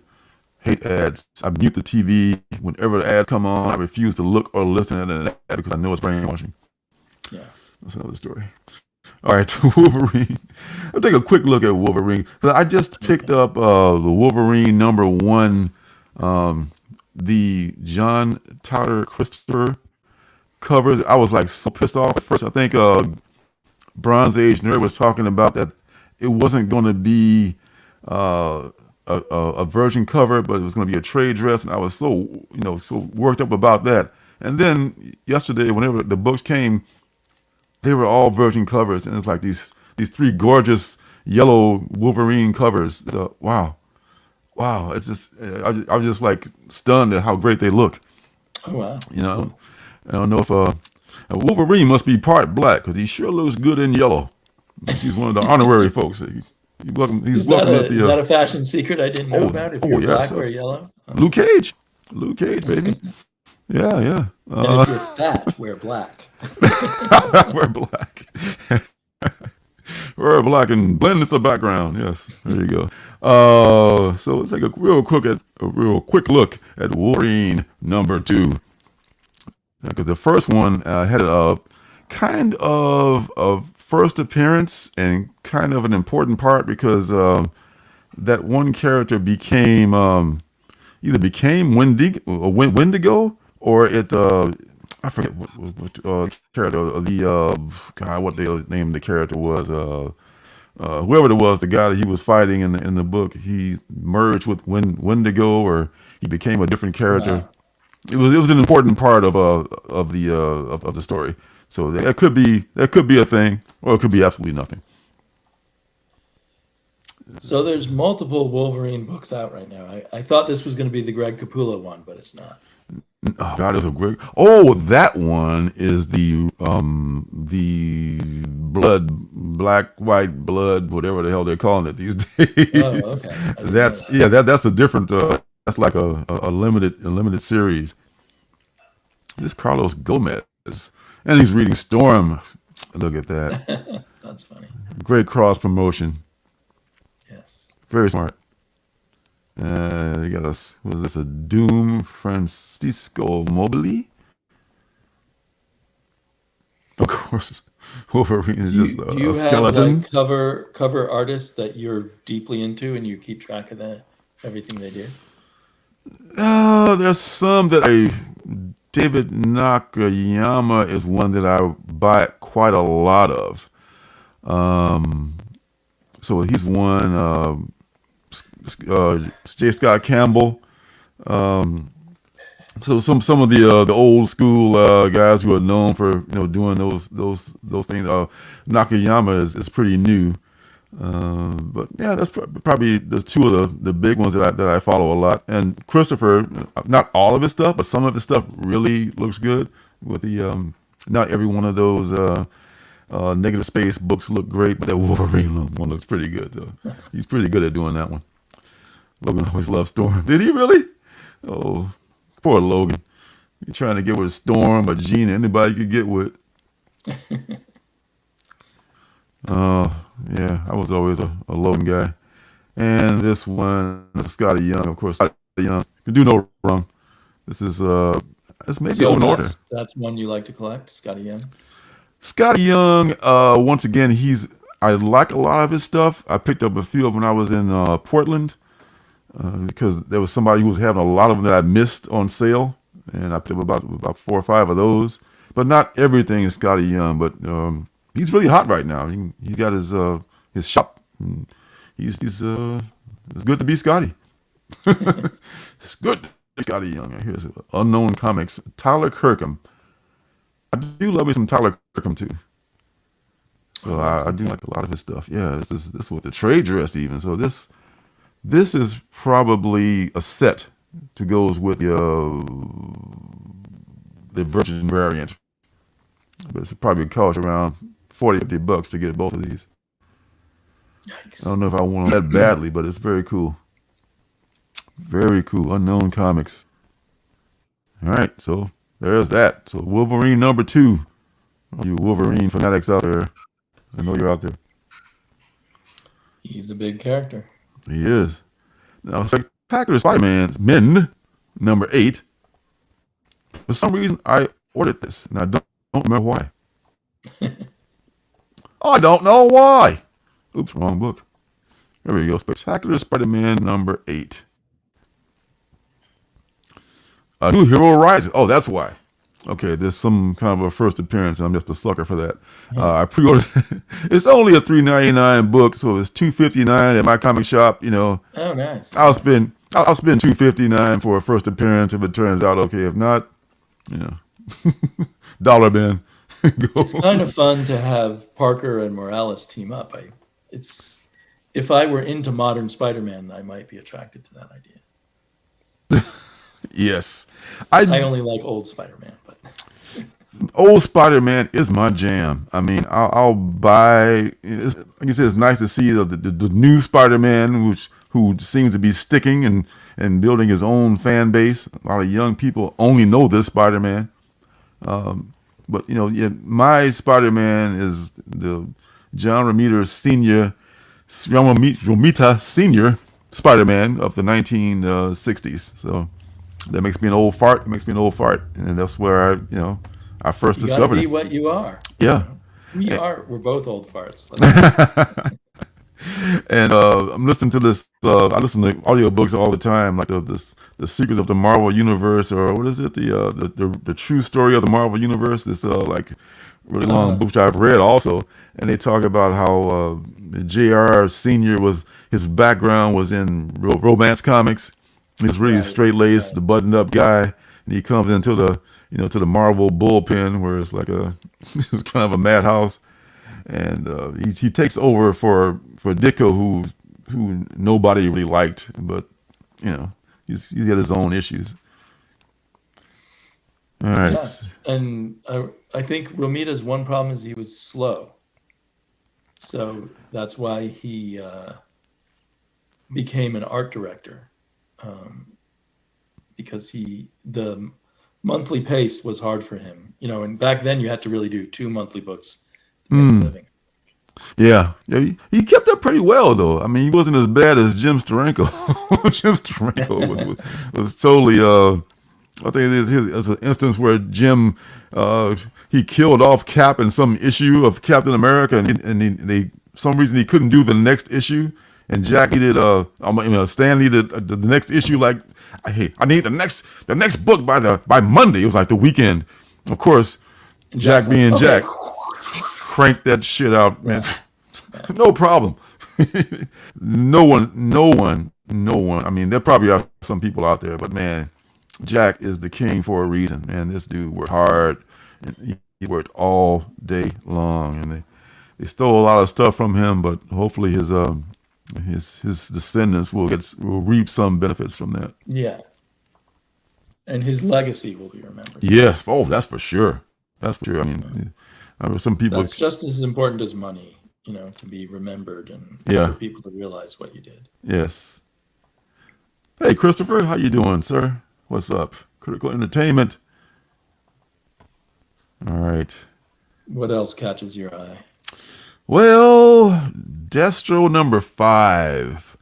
I've only read the first issue of Destro. I've read so much stuff. I've collected almost everything in the Skybound, not the Skybound. The what is it? The Energon universe. There's so many imprints, so many little imprints at Image. You got your Energon, you got your Skybound, you got your what's the one? Ghost Machine. Ghost Machine is happening. So yeah, I'm a little bit into that. But the Department of Truth, I'm gonna get back into that too at some point, but not just yet. Radiant Black, I'm happy to see in number 30. I mean, that's and there's a whole Radiant Black line of comics too, right? There's a whole that's called the Radiant Black, or something. The Radiant Universe is right. No one is in that universe, and some of them are like in it but not in it, but they're kind of like they're Side projects. yes, exactly. House of Slaughter number 26. Are you pulling this, or is it just Marcus I'm thinking of? I am not. I am, in theory, I'm reading it in trades. I read the first trade, and I plan someday to read the rest, but you know how it goes. Yes. All right. So the last issue, I can't tell what happened because it was kind of, maybe I'm just a little a little slow to recall. I didn't realize what actually happened. It seemed like I want to say Jace, spoiler, may have been killed, but I'm not sure. But they didn't actually say that. He may have escaped. And this is a revenge-filled conclusion to the. Oh, this is not it. Okay. After the revenge-filled conclusion to the Butcher's War, a new monster of unknown origin stalks the halls of Nolan's house. A hunter desperately seeking answers. Something unthinkable is connected to the totem of each hunter, and readers will never look at them the same after this. Meanwhile, Gertie is still hungry for power and control, and her plot for domination thickens. Oh yeah, there's so much intrigue going on in the House of Slaughter and the other houses of the Order of St. George.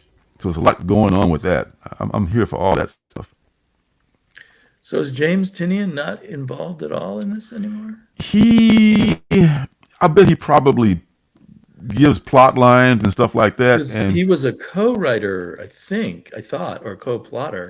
He was when I read that first trade. But I think in the first arc he probably was just to get it off the ground. But after that he turned it over to other writers. And some of the arcs weren't so like there was like a Red Mask arc that I didn't really care for a lot.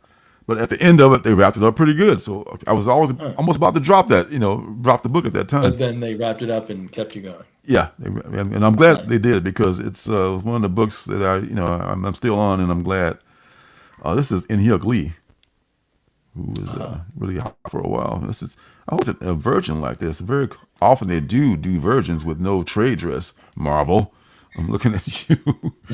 Do you dislike virgins or do you like? I love virgins. I mean, Marvel seems you have to like really like pull their teeth to make them give you a virgin copy.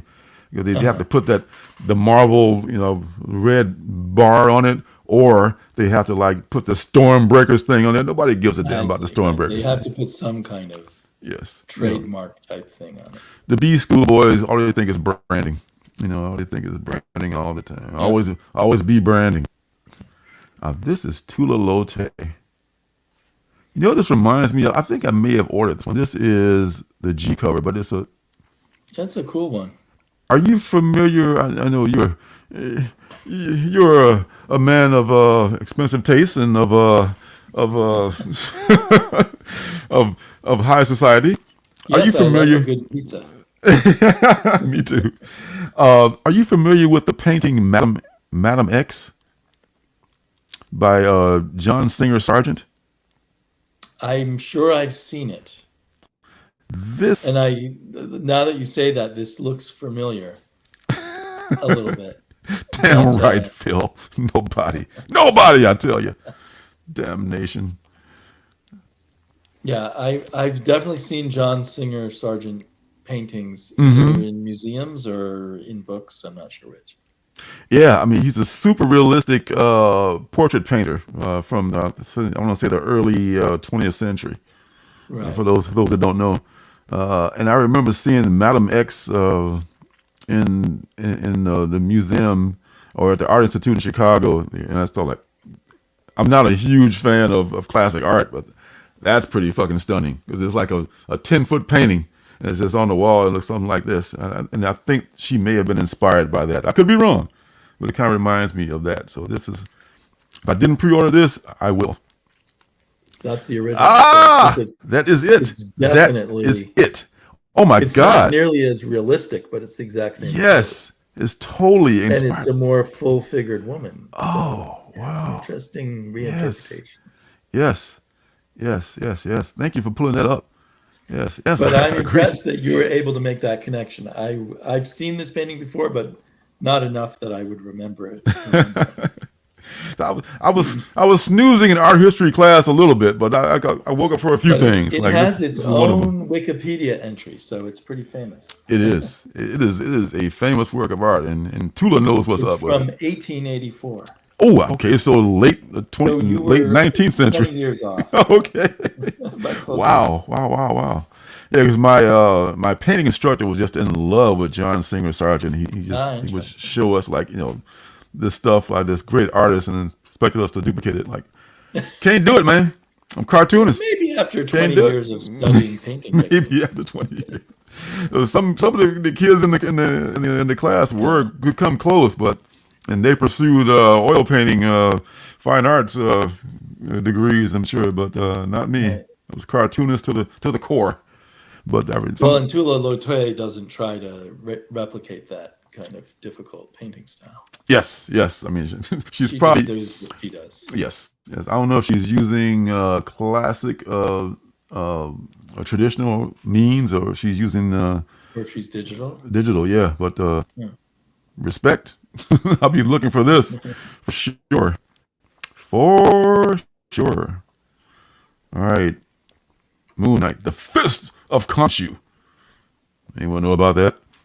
There's another Moon Knight thing going on. I know they just let More another Moon Knight. more Moon Knight I guess they're rebooting it. Or again. I think Mark Spector may have come back to life again. Surprise! A comic book person dies and comes back yet again. I like the Moon Knight character, but it just feels like something that gets rebooted and restarted all the time. And Yeah. starting from scratch over and over again, or near scratch. Yeah, and the not so successful, I guess, TV show has nothing to do with it. They don't care about that. They're just going to keep moving ahead. Comic books to sell, damn it. Mystique #1. Quick look at this one. She a character you like? I can take or leave her. Actually, I'm kind of I don't know. I got hip to the X universe like super late, and I wasn't able to buy a lot of books when I was a kid. 12 cents Right. was a lot of money back then. So I only bought like maybe some Spider-Man, some Fantastic Four, and I was never into the X universe, which is a shame because that was a great time to jump on the X universe when there was just only one book.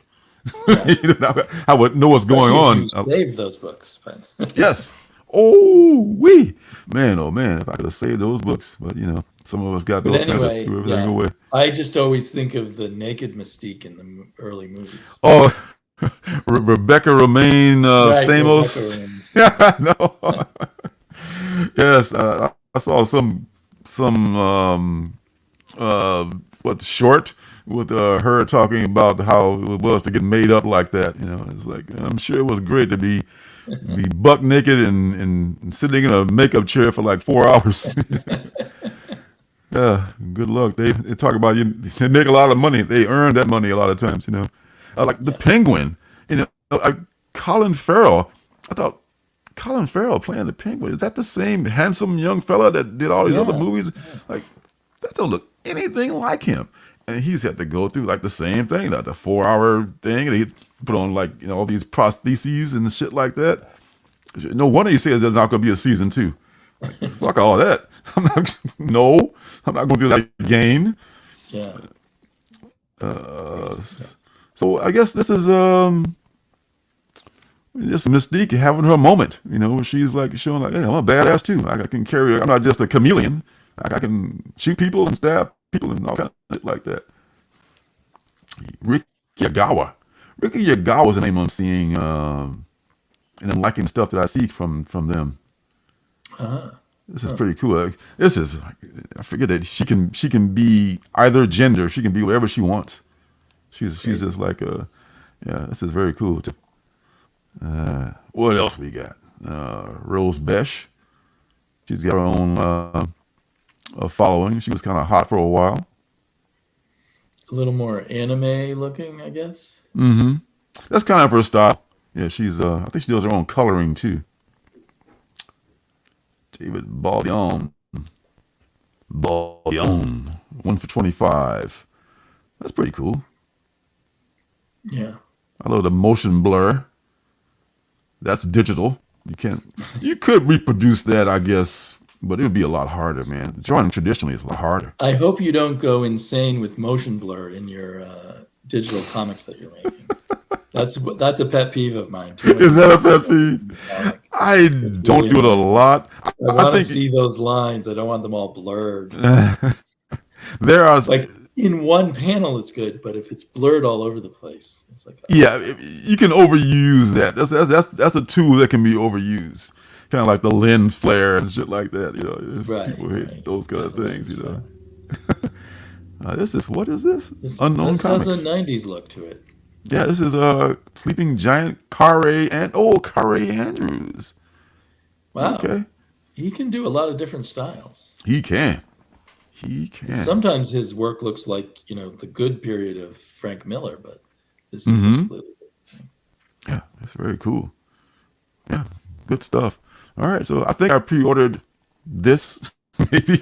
I forget which issue. Maybe just the plain old #1, just in case. Batman Full Moon is supposed to be out this week, but I guess it's kicked back to next week. That's with Rodney Barnes. That's one of my favorite writers. He does, of course, Philadelphia. He does Run Fool, which is a podcast of on the Mr. Baller Network. Be his first Batman? I think so. Yeah. I think so. I don't think, correct me if I'm wrong, chap, but I think it's the first one. I think so. Grimm #20 is back. I was so close to dropping Grimm 2 until I caught up on it and saw that, it was so well written, and it's like, okay, I can't drop it either. Sometimes you catch up on stuff and like, oh, damn, I can't drop you either. Why couldn't you be bad? I can just drop you and just say the hell with it. But Grimm is so, maybe it's going to have also Stephanie Phillips. Maybe it's going to have like a finite ending. I'm hoping it does. Like some of the books will have finite endings. And just not. I haven't read it, so you recommend that one? I do recommend Grimm, especially the early issues. The early issues were really. We were comparing it to Something's Killing the Children a little bit. To Marcus's chagrin, he didn't much care for that. Just no, bite your tongue, bite your tongue. Don't say that about Erica Slaughter. Jenny Sparks, you read that. What do you think of that? It's not the good Tom King. It's the I wanna shit on superheroes Tom King. Yeah, I mean it didn't sound like him even. I did not like that at all. I mean it was a chore to get through that. Now I like a lot of Tom King's work, like you said, but I read #1 just the other day, like, oh my God, I hate this. This is just, I mean, maybe the character was better written by someone else, but it was trying to have like about 6 stories going on at the same time. It was making my head hurt. Right. He was going back. Stop. Just tell 2 or 3 stories, okay? I'm not interested in all these stories. I'm getting confused. And plus, I didn't like the character. She wasn't likable, and I didn't really care. So, yeah, and she doesn't get more likable, and all the storylines in the first issue, I'm not even sure if they come back to them. No, I'm not. Maybe some of the characters who show up in this bar were in those storylines, and I would have to go back and reread it. But oh my God, and this is like a 10-issue series. Yeah, I mean, it's possible that it'll all come together, but it probably would have pissed me off. If you love it, Phil, God bless. I mean, I did not like it, and man, there are not Stephen King, Tom King books that I hate that other people love. So don't go by my opinion. Yeah, I mean, when I started liking his work, that's when I got like, what's wrong with me? I'm liking Tom King's work. Yes, I call some of his good stuff. So let's go with that. He's got as much good stuff as he has annoying stuff. That's the thing, because he writes a lot. It's like Stephen King. He just keeps writing. Or Cullen Bunn. Cullen Bunn is right. Unbothered by having a flop. Like, so what? Here's another one. Yeah. In fact, here's 2 more. There's Like 12 of them. Yeah, exactly. Ultra Mega. That's a good book. I really like that. Yeah, I didn't I'm like. excited for that. Yeah, Didn't know it was next week. That's cool. First, Fantastic art. fantastic. I mean, the first kaiju book I've ever liked. I'm not a big kaiju fan. Rat City, #7. The first 2 issues of that I read and I liked them, but there's just so many going on. It is $2.99 though, so I do recommend supporting everything Spawn Universe because they're $2.99. So Yeah. it was not bad. And they've got the nice cover stock and everything. Nice cover stock for $3, $3 whole. And $2.99. they always have fantastic covers. Todd McFarlane has great taste in cover artists. Yes. But Epitaph. I read the first issue of Rat City and I sort of wasn't sure if I wanted to read more. And then the next issue didn't show up at my store. So I probably tried the first 2 because it wasn't horrible. But fate made me drop it. Yes, and it is the first appearance of this character. This is basically Spawn 2029. That's pretty kind of what it is. I kind of compare it. That's the impression I had from the first issue. Epitaph from the Abyss. That's been like a many anthologies, hit or miss. Many have been good. Up and down. Yeah. Covers are very cool. Yes. And Crypt of Shadows I guess Crypt of Shadows is going to be like timeless, and like Werewolf by Night. It's going to be one every year. One a year? I guess, or one series a year, depending on how they feel like it. Or is it just coming out for Halloween, like a one-shot for Halloween? That's a good question. See, I think it's a one-shot. I want to say. I'm going to say it. Cracking open the crypt. As All Hallows Eve approaches, the heroes of Marvel Universe find themselves once again facing the terrors that lie in the dark. Okay. Let's pick up this terrifying tome at your own peril, true believers. At your own peril, true believers. Stan Lee's back. It looks like an anthology maybe, because there's like 4 writers. I don't think that's... Yeah, so it's probably one of those extra thick one-shots with a bunch of short stories. So they're talking about it here. Always fun, but why is a man thing going to get stories from that? Okay. No one says if it's a one-shot. Those I usually will buy if I flip through them in the store and see some amazing art. Then I'll go, okay, I'll take this. Yeah, it is a one-shot. I see the usual Marvel art of these days. The usual Marvel art, like amazing cover, and then like the D-list interior, right? Like work.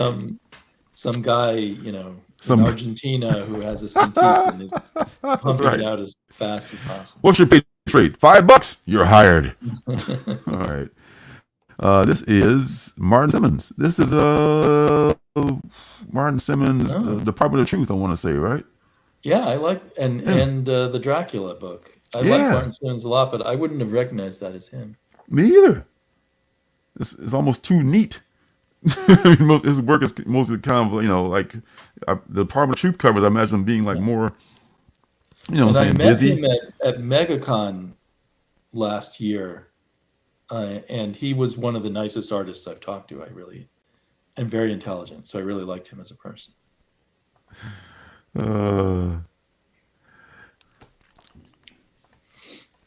MegaCon, was that the one in Florida? Yeah, that was the one in Orlando. Okay. Oh, wow, awesome. Man, you crisscrossed the map, literally. You went from the far left side to the biggest reason I went is far right a side. Direct flight. Direct from flight to Orlando. I hate when it's a direct flight. The layover. It's more attractive. The layovers are where you get screwed over. Oh my God! How long is that direct flight from here to there? I think it was 5 hours. It wasn't that long. Really? And it wasn't one I had to wake up really early. The timing was perfect, so it made it a lot easier to go. It's almost the same as I've taken almost 5-hour flights to Chicago. That's farther away. But maybe I'm misremembering. I thought it was 5 hours, but usually when you go across country, it's faster one way. You've got the jet stream going your way. The other way is an extra hour. That's right. I forgot about all that science stuff. Yeah. One of these days, I want to fly first class. You know, is that asking too much? I just want to fly first class. What the hell? We'll arrange it. All right, it's on the to-do list. All right, Black Cloak. I remember reading the first one of that. It was a long time ago. Salmon Twitch Case Files. I also recommend reading because I'm loving that one.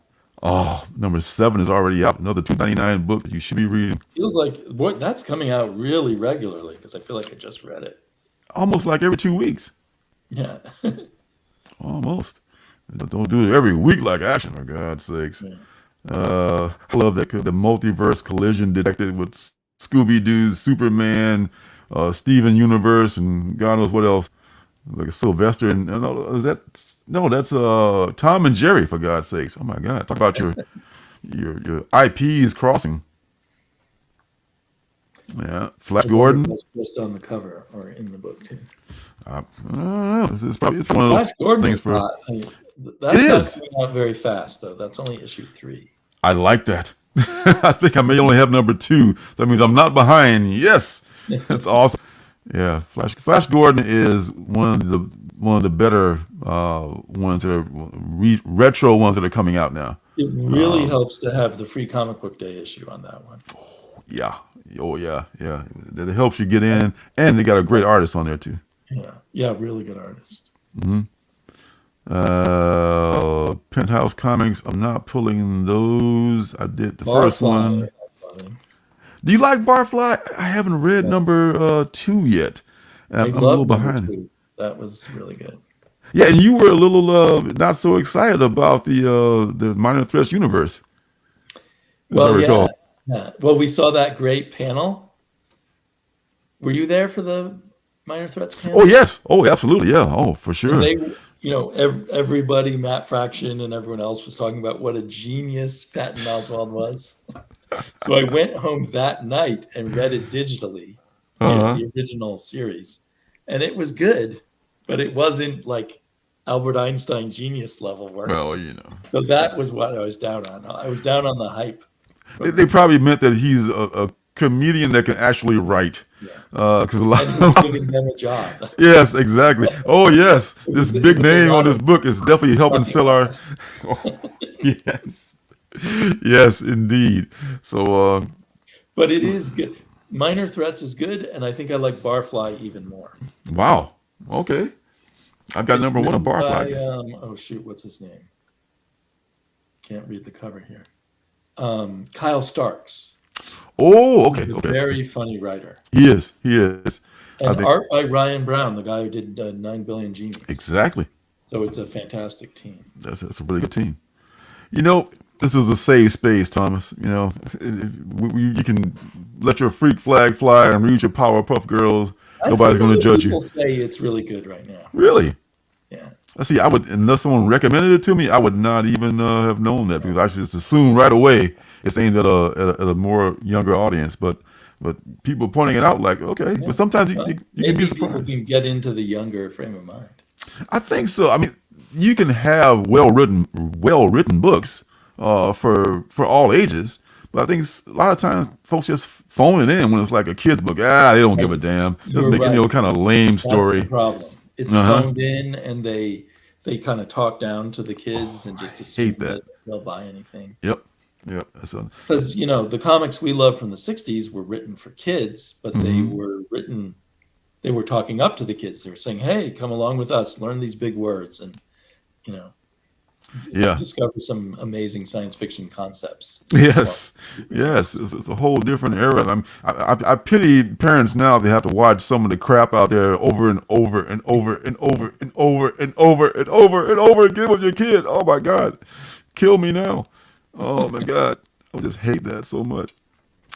Oh, so again, you want to watch this thing? Okay. Yeah.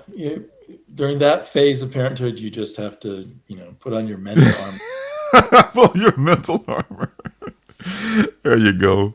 Profane number 5 coming to a close. I've started so good. Yeah. And I'm sticking with it. It's another book that I'm sticking with. Right. Well, Five if it's issue coming to a series. close, I want to see how he closes it out. Exactly. Yeah. And Exorcism at 1600 Pennsylvania Avenue. We're still showing that. I clicked on the wrong thing, but we're still I showing had it. not So heard that's of good. that one at all. I hadn't either. IDW. It was a Wesley Snipes movie, Murder at 1600 years ago. But I'm sure this is not it. Oh my God. There's a, and if any place would would be haunted, it would be the fucking White House. There's a lot of mojo in that place. A lot of sins committed in those rooms. A lot of people talk about, Lincoln and all that shit. You get them and I get a few drinks in them and get them, off camera. Look, I was in the Lincoln bedroom and Abe is still there. Yeah, so a lot of people have come through saying shit like that. This is the first woman president of the United States. Does that ring a bell? And avoiding political tension and all this. And then guess what? There are ghosts in the White House. A demonic battleground versus good and evil, it says here. All right. Here's a Jock, J-O-C-K, not J-O-C, or J-O-K, which is a different dude. Yeah, I get so J-O-K and J-O-C-K. This is J-O-C-K, and it's just a cover I B. like J-O-C-K better. Yeah. I mean, J-O-K is not bad. He's not bad. I like Jock a lot. Yeah, but J-O-C-K has got the much more extensive resume. Oh gosh, this one is who? This is Stephanie Hans at 110. Wow, that's detailed. That is. I like that one. Yes, I will look for this. I bet it might be available. All right, so Exorcism at 1600. That Either creature B square. under her desk, that's very cool. Yes, the creature is the House and Senate. Oh, well, yeah, I mean, there too. But people have actually lived at the White House, though, I mean, I guess people come and go in the Senate and in Congress. But it's probably got, these are very old buildings, a lot of energy, flowing around these places. So I wouldn't be surprised if that's why I don't think I would want to spend the night in the White House, quite frankly. Just me. All right, back to... They were going to invite you, and now you've ruined it. I know, man. Ingrate. Going backwards the wrong way here. Okay. All right. Where are we? I lost it.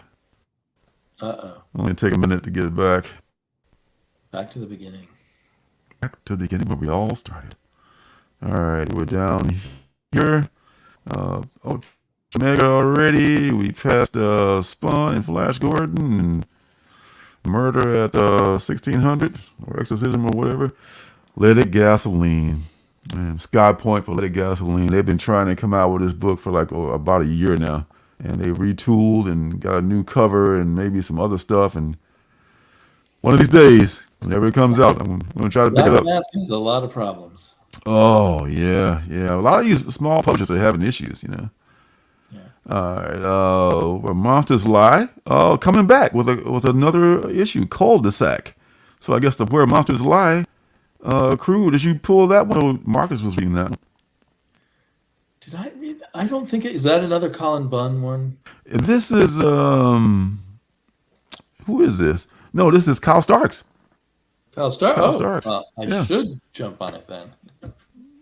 Yeah. I missed out on it. I'll have to look for it. Yeah, the first series was very good. It's about these these serial killers who all of a sudden decide to live in a gated community. I remember your reviews of it now. Oh, yes. And so hilarity ensues.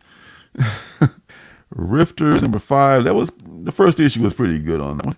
I was going to say it was. I'm going to get The Girl Called Cthulhu. I have no idea what it really will be about, but this is another Minky Woodcock adventure. Let's take a look at that. Woodcock. Easy to say.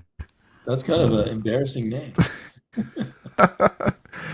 My name is Mickey Woodcock. I'm so sorry. All right. This was actually from Hard Case Crime. This is the second series with this Minky Woodcock, known for its painted covers, as is the Titan comics in general. So is Minky Woodcock a character or a creator?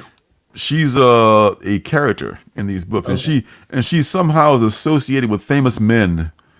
I think the last one was Minky Woodcock, the girl who did something with Tesla or something like that. The girl who influenced Tesla. And then there's I'm a Cthulhu. sucker for anything Lovecraft. I'll give it a try. So Cthulhu, that just gets your Throw Cthulhu at me. Oh, I see. In this third series, it tells Minky's encounter with legendary horror writer H.P. Lovecraft, creator of the dreaded Cthulhu. There you go. It's very And nice. if there's, semi-dressed women along with Cthulhu. Oh my God, are you kidding me? Are you kidding me? Here's a Cynthia Von Bula, the C cover with just Whoa. exactly. Whereas Marcus, who you missed the wrong week. Oh my That goodness. cover would make him happy. Yes, Although yes, he yes. may not have a big enough booty. I don't know. Not enough junk in the trunk. All right, here's another one. If you Claudia Enunciello, I want to say. I don't know if she's the artist or the model. Probably the artist, because it's like a painted cover. And that one has a censored bar over it. I assume the original. Oh, yeah, the actual that's cover a- won't look that way. So the actual cover, you're going to see boobage, the actual full frontal boobage. I'm guessing no tentacles covering anything. It's a And nice it's, one. it is. They always have really good artwork. This is the Gun Honey people. Right. And so yeah, they have really good covers. I mean, I'll buy Gun Honey covers and not even read the book. I do a lot of things, so it's not nothing unusual. It's the same thing. Well, just like the Selena sketch version of the A cover. It's pretty cool too. That's very nice. Indeed. All right, so we're getting kind of late in the show here, so I'm going to move it along. The Pedestrian, I'm just about to read number one. I just picked it up from it was also a penultimate book of the past. What else? I've read the first two issues. Is it Really? on the third? Yeah, and they're both very good. Yeah. Oh, great.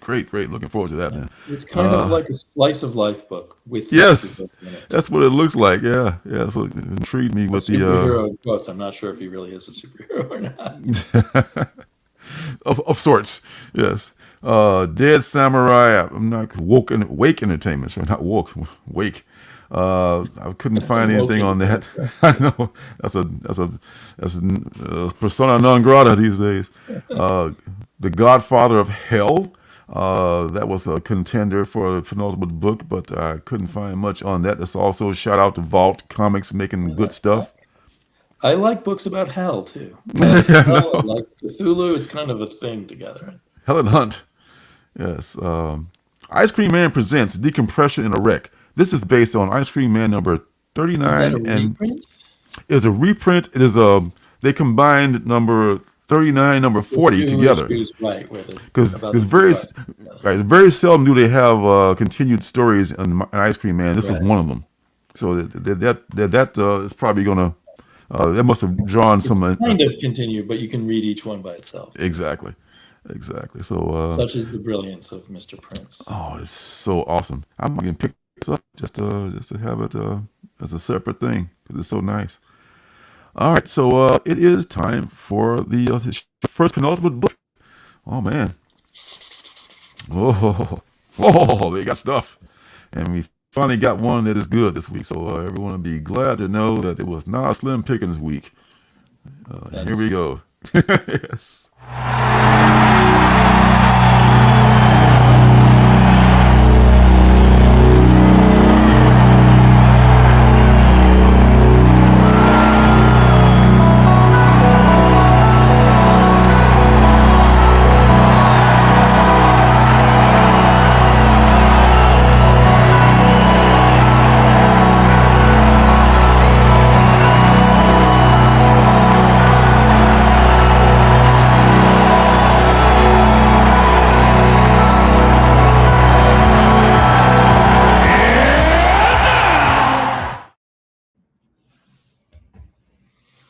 you, Ellen Parsons, baby. It's that magic time.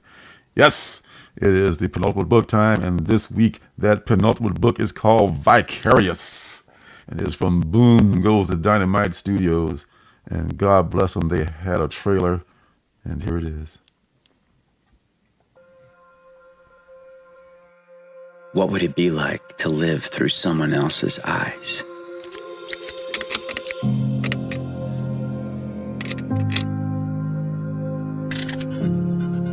Just below the surface, there's the secret world of proxies, young, attractive, ambitious hustlers, selling their bodies to the highest bidder. Through a cutting-edge technological implant, the rich can live vicariously through someone else. Access all their feelings and senses: sight, sound, smell, touch, taste.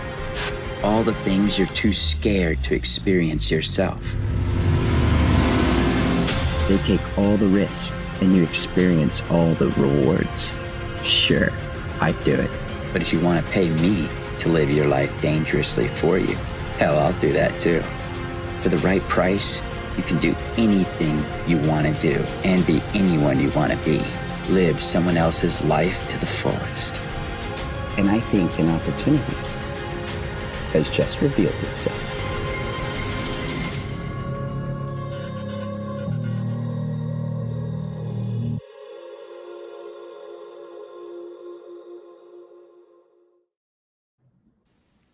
How about that? Very cool. Yeah.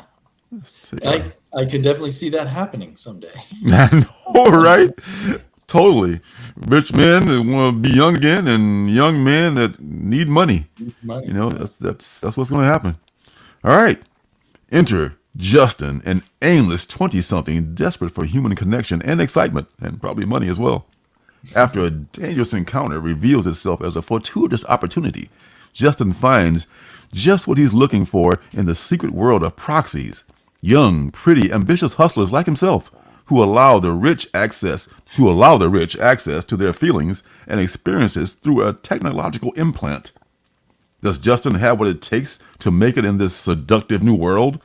New York Times best-selling and fan favorite Mighty Morphin Power Rangers writer Ryan Perot, the Infernal's rogue son, debuts his first original comic and is joined by acclaimed artist Elnora Carlini, Marauders, and Radiant Black, for this brand new original sci-fi, psychological, if you will, thriller. There it is. I liked Infernals. I forgot that he was the writer of it. But they say it's his first original, but wasn't Infernals original? I don't know. Anyway, is Infernals a DC or Marvel thing? Maybe there's more than one Infernals. There was one from Boom, or was it? Image. Was it Boom? An indie book? Yeah, I totally missed that. Did I? Unless I've got the title wrong. Oh. That's an awesome cover too. I'm not as excited by the interior art, but Infernals? The story's exciting. Okay. Oh, this book right here? Yeah. Oh, okay. What we saw of the internal art. Oh, yeah. It's hard to tell for sure. But it wasn't as cool cover art. It won't be as cool without the motion comic innovation. Dan Panosian, one of my favorite artists, he's artist/writers, did this cover here. Yeah, it's too bad he's not doing more interior comics. It is a shame. It's a shame. He's starting to write now, and he's starting to do covers. So it won't be long before he's no longer doing any interiors. You know, there's the Infernals, which just wrapped up. Did it? Let's see. It was from Image. Really? It wrapped up like a week or two ago. Wow. And it was cool. It was about the family of the Antichrist. Wow. Oh, I remember that now. I may have even read the first issue of that. And they were like battling. They were like this like who's going to be his heir because he's yeah. I remember. And you liked it? Well, I like books about hell. I remember reading it. I thought it was good, but it was too compressed. Like it could have used about 2 more issues to flesh it out. There was something about it I didn't like that much. I remember reading in the first issue, and now I remember. Yeah, I remember The that whole art style concept. might not have been for it. Was kind of a painted art style. Uh huh. It was kind of an ugly art style, but I liked it. But I can see how, Yeah, I think I was more critical of the writing than I was of the art on that one, I think. But well, this is the same writer. say, I decided because I liked him. I know, right? So you prove me wrong, or maybe he's this is a better subject for him. He got practice on the Infernals, and now he's going to be. This is the Rico Murakami variant. Wow, that's if I'm cool. saying that correctly. It is very cool, huh? This the breakaway mirror showing the underneath, which is very nice. And this one I've been looking at, the 1-25 Rebecca Puebla. Huh. That, that's very digital looking. It looks very digital. I'm a But big it is fan of cool. digital stuff, but it looks I like super those digital. glowing tattoos, like they're maybe alive or moving. Yeah, yeah. Maybe this implant makes them glow like that. Young, pretty people live through us, give us money, and then the one per store, one per store. Oh, I mean, looking for that one. This looks really, really good. Looks better without the trade dress. Another if I can good find thing this is science fiction that isn't apocalyptic. The Yes. future may not be a great place, but at least it still exists. And I like that. There's been so many post-apocalyptic books that I'm kind of glad.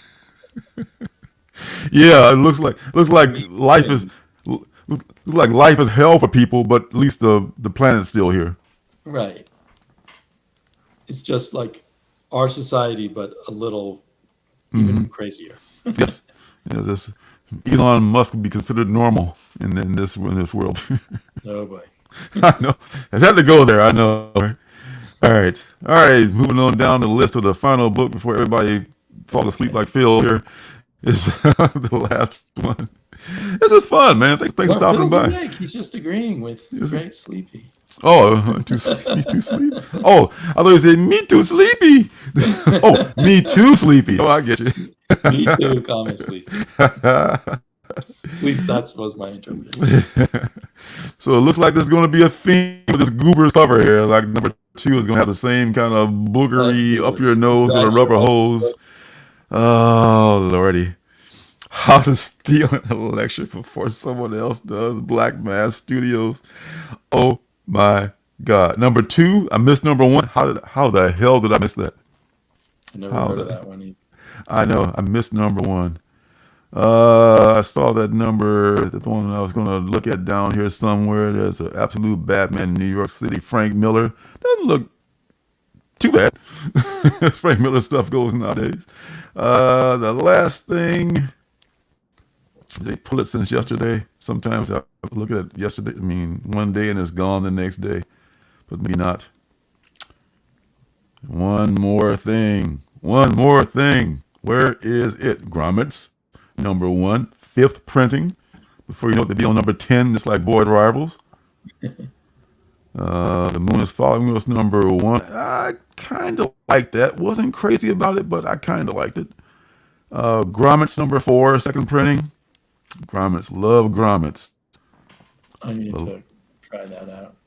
Oh, yes, absolutely. Absolutely. The last thing is from James T. And it's called Medic, and this is, they call this the archive edition of this book that came out maybe 10 years ago. I mean, this maybe So one of his when James wasn't so well known. exactly, and this is, I've only heard about this on Comic Tom. I think they were talking about how this may have been optioned or something, and they were saying how good a book this, and they try to find some of these covers of the original series. Hard to find. So if they come out with reprints of this, I will get this just because it's just impossible. I don't want to pay the prices, number 1, and I can't find them, number 2, for this book. Let's see. Why We Love It. Had a launching James Tinian the Fourth, The Woods To much acclaim, we were eager to see what other ideas he had. When James, one of our favorite new voices in comics, pitched us Memetic as a tale of the apocalypse in 3 parts, we were sold. Okay. And it's 3 issues, 48 pages per issue. Artist is Eric Donovan, who did an alternate cover of Duel for T-Fall, which I have that graded and signed. So yeah, never heard of him. He sucks. This is the one right here. No, you're the expert on these artists. I'm not. We're in trouble. I'm just admitting my ignorance. Not my This book here, the original cover of this. Let me know if you can find this. I cannot find this book, and this is the meme. This is the meme that brings the end of the world. Okay. And I can't wait to see how this happens. You know, I always knew the internet would cause the end of the world, but this meme itself is part of the apocalypse. You know, James T is great at writing apocalyptic stuff and monster stuff and horrible stuff. He's a master of the horrific version of. Oh yes. Horrific side of these kinds of stories. Yeah, it's in his wheelhouse. So yepper, I will be looking for this if I can find it. Who's this reprinted by again? It's reprinted by Boom. Oh shit, it should be out there. Oh yeah, it was a Boom book. Yeah, it should definitely be out there and be easy to find. So, bam, there it is, y'all. All of Boom's books are $5 now. I've noticed. I can get with the. I think all of Dark Horse's books are $5 too. So I still lean. If I'm going to try out something I'm not so sure about, it helps if it's an Image book that's still. Yeah, Image books I don't still. know how long that'll last, but I don't know how they can do it. They're clearly the biggest indie because they can afford to do that. You know, I can understand. Be cheaper for them because of the larger numbers. Yes, I'm sure, and you know, I'm sure publishers like Boom and Vault and name all the small publishers. I don't mind them making it $5, because indie books, you go to like a indie show, people are charging like $10 for their book because it's printing costs are expensive. So you're right. If I know it's a small press and I know that they probably had a small print run, they couldn't get the big discounts the big companies get. Yeah, absolutely. Well, Boom is a little bit bigger, but they are. I mean, they're probably right behind Image. I want to say. I mean, in as stature wise, I would say as far as So they're getting up there, and a lot of this stuff gets optioned. So I think of it as being Image, Boom, then Dark Horse, and then a bunch of other up and comers like Mad Cave and stuff. Mm-hmm. It's funny how Boom kind of jumped over Dark Horse. I mean, Dark Horse been around. Boom became the new Dark Horse. Yeah. I mean, I'm rooting for them all to be successful. James Tinian. Yes, that's right. SIKTC was like that's like their their biggest horse in their stable. Yeah, that's very the cool. one that helped them take off, I think. All right, my friend, we're approaching the 2.5 hour mark now. Marcus knows how to move things along. Oh my God, Marcus is like, dude, I gotta go to sleep. I got 2 kids. Well, 3 hours or 2 hours earlier. Yes. It was a delight coming on. Thank you. So thank you for stepping in, and it was a pleasure having you here, dude. I mean, this is great. You jumped in like a champ, and like you've done this your entire life. Like haven't been doing this on YouTube for like 20 years or something, which you have. I should be even better at it. But, you're a pro, my friend. It's a pleasure hanging out with you in real life or virtual. So absolutely, that's what makes it fun. Absolutely. So you're the first name on my list. When I go, oh God, who like? Oh, Damien. Thank God. I have to do it solo today, which I would have done, but it's much more fun to have a co-host. Totally. All right, my friend. Well, thank you to your fantastic audience. I think when Marcus is here, he does a better job of keeping you on the on my toes. I did not do that. For better or worse. I was tracking the comments on my iPad while we were talking. Hey. We got some great comments. This is more laid back. A couple of old dudes having a laid back time together, man. You know, it's all good. It's all good. It's all gravy. What do you got going on this week? Got anything happening? I am going to, before I travel tomorrow morning, I'm hoping to make a video about this book, the artist edition about Gil Kane's Spider-Man. I may try to even edit, so it may not come out right away. It may take a few days. Oh, cool. I hope to shoot it and then like bring it on the airplane with me. And nice. Nice. So, I'm trying to make a regular thing of looking at my art book collection, which includes a lot of these artist editions. But you have more? This one I bought in 2012. Wow. I can't see it. And for a while I was buying about 3 a year, so they built up. Wow, very cool, man. Those Usually things about $100 a piece, but if you spread it out, during the year, it wasn't really that big of an expense. Yeah, they cost as much as a what do they call those things? Not the anthologies, but the big thick things. The omnibuses. The omnibuses. Yeah. Omnibuses. Yeah, but these are really incredible books. So I don't know. They are. For me, it's worth it, but I understand for most people, it might not be their priority. But I'm not going to buy, some slabbed book. I'm going to buy another one of these. There you go. That's the way I do. There you go. I mean, you put your money where your heart is, Everybody got to buy what, spend it on what you love. That's right. Some people love one thing, others love another. And God bless us. There's room for all of us here. And we get to share. Awesome. So check that out. I'll be hopefully doing some more Instagram stuff. It's on the list to do. And if that doesn't happen, we'll be back here next week, the same time. If, as we all know, the creek don't rise and God wills it. So be safe out there. Let's pray for all the people out there in this hurricane. Yeah. Absolutely. And be safe. Peace and love. See you guys next week. So long.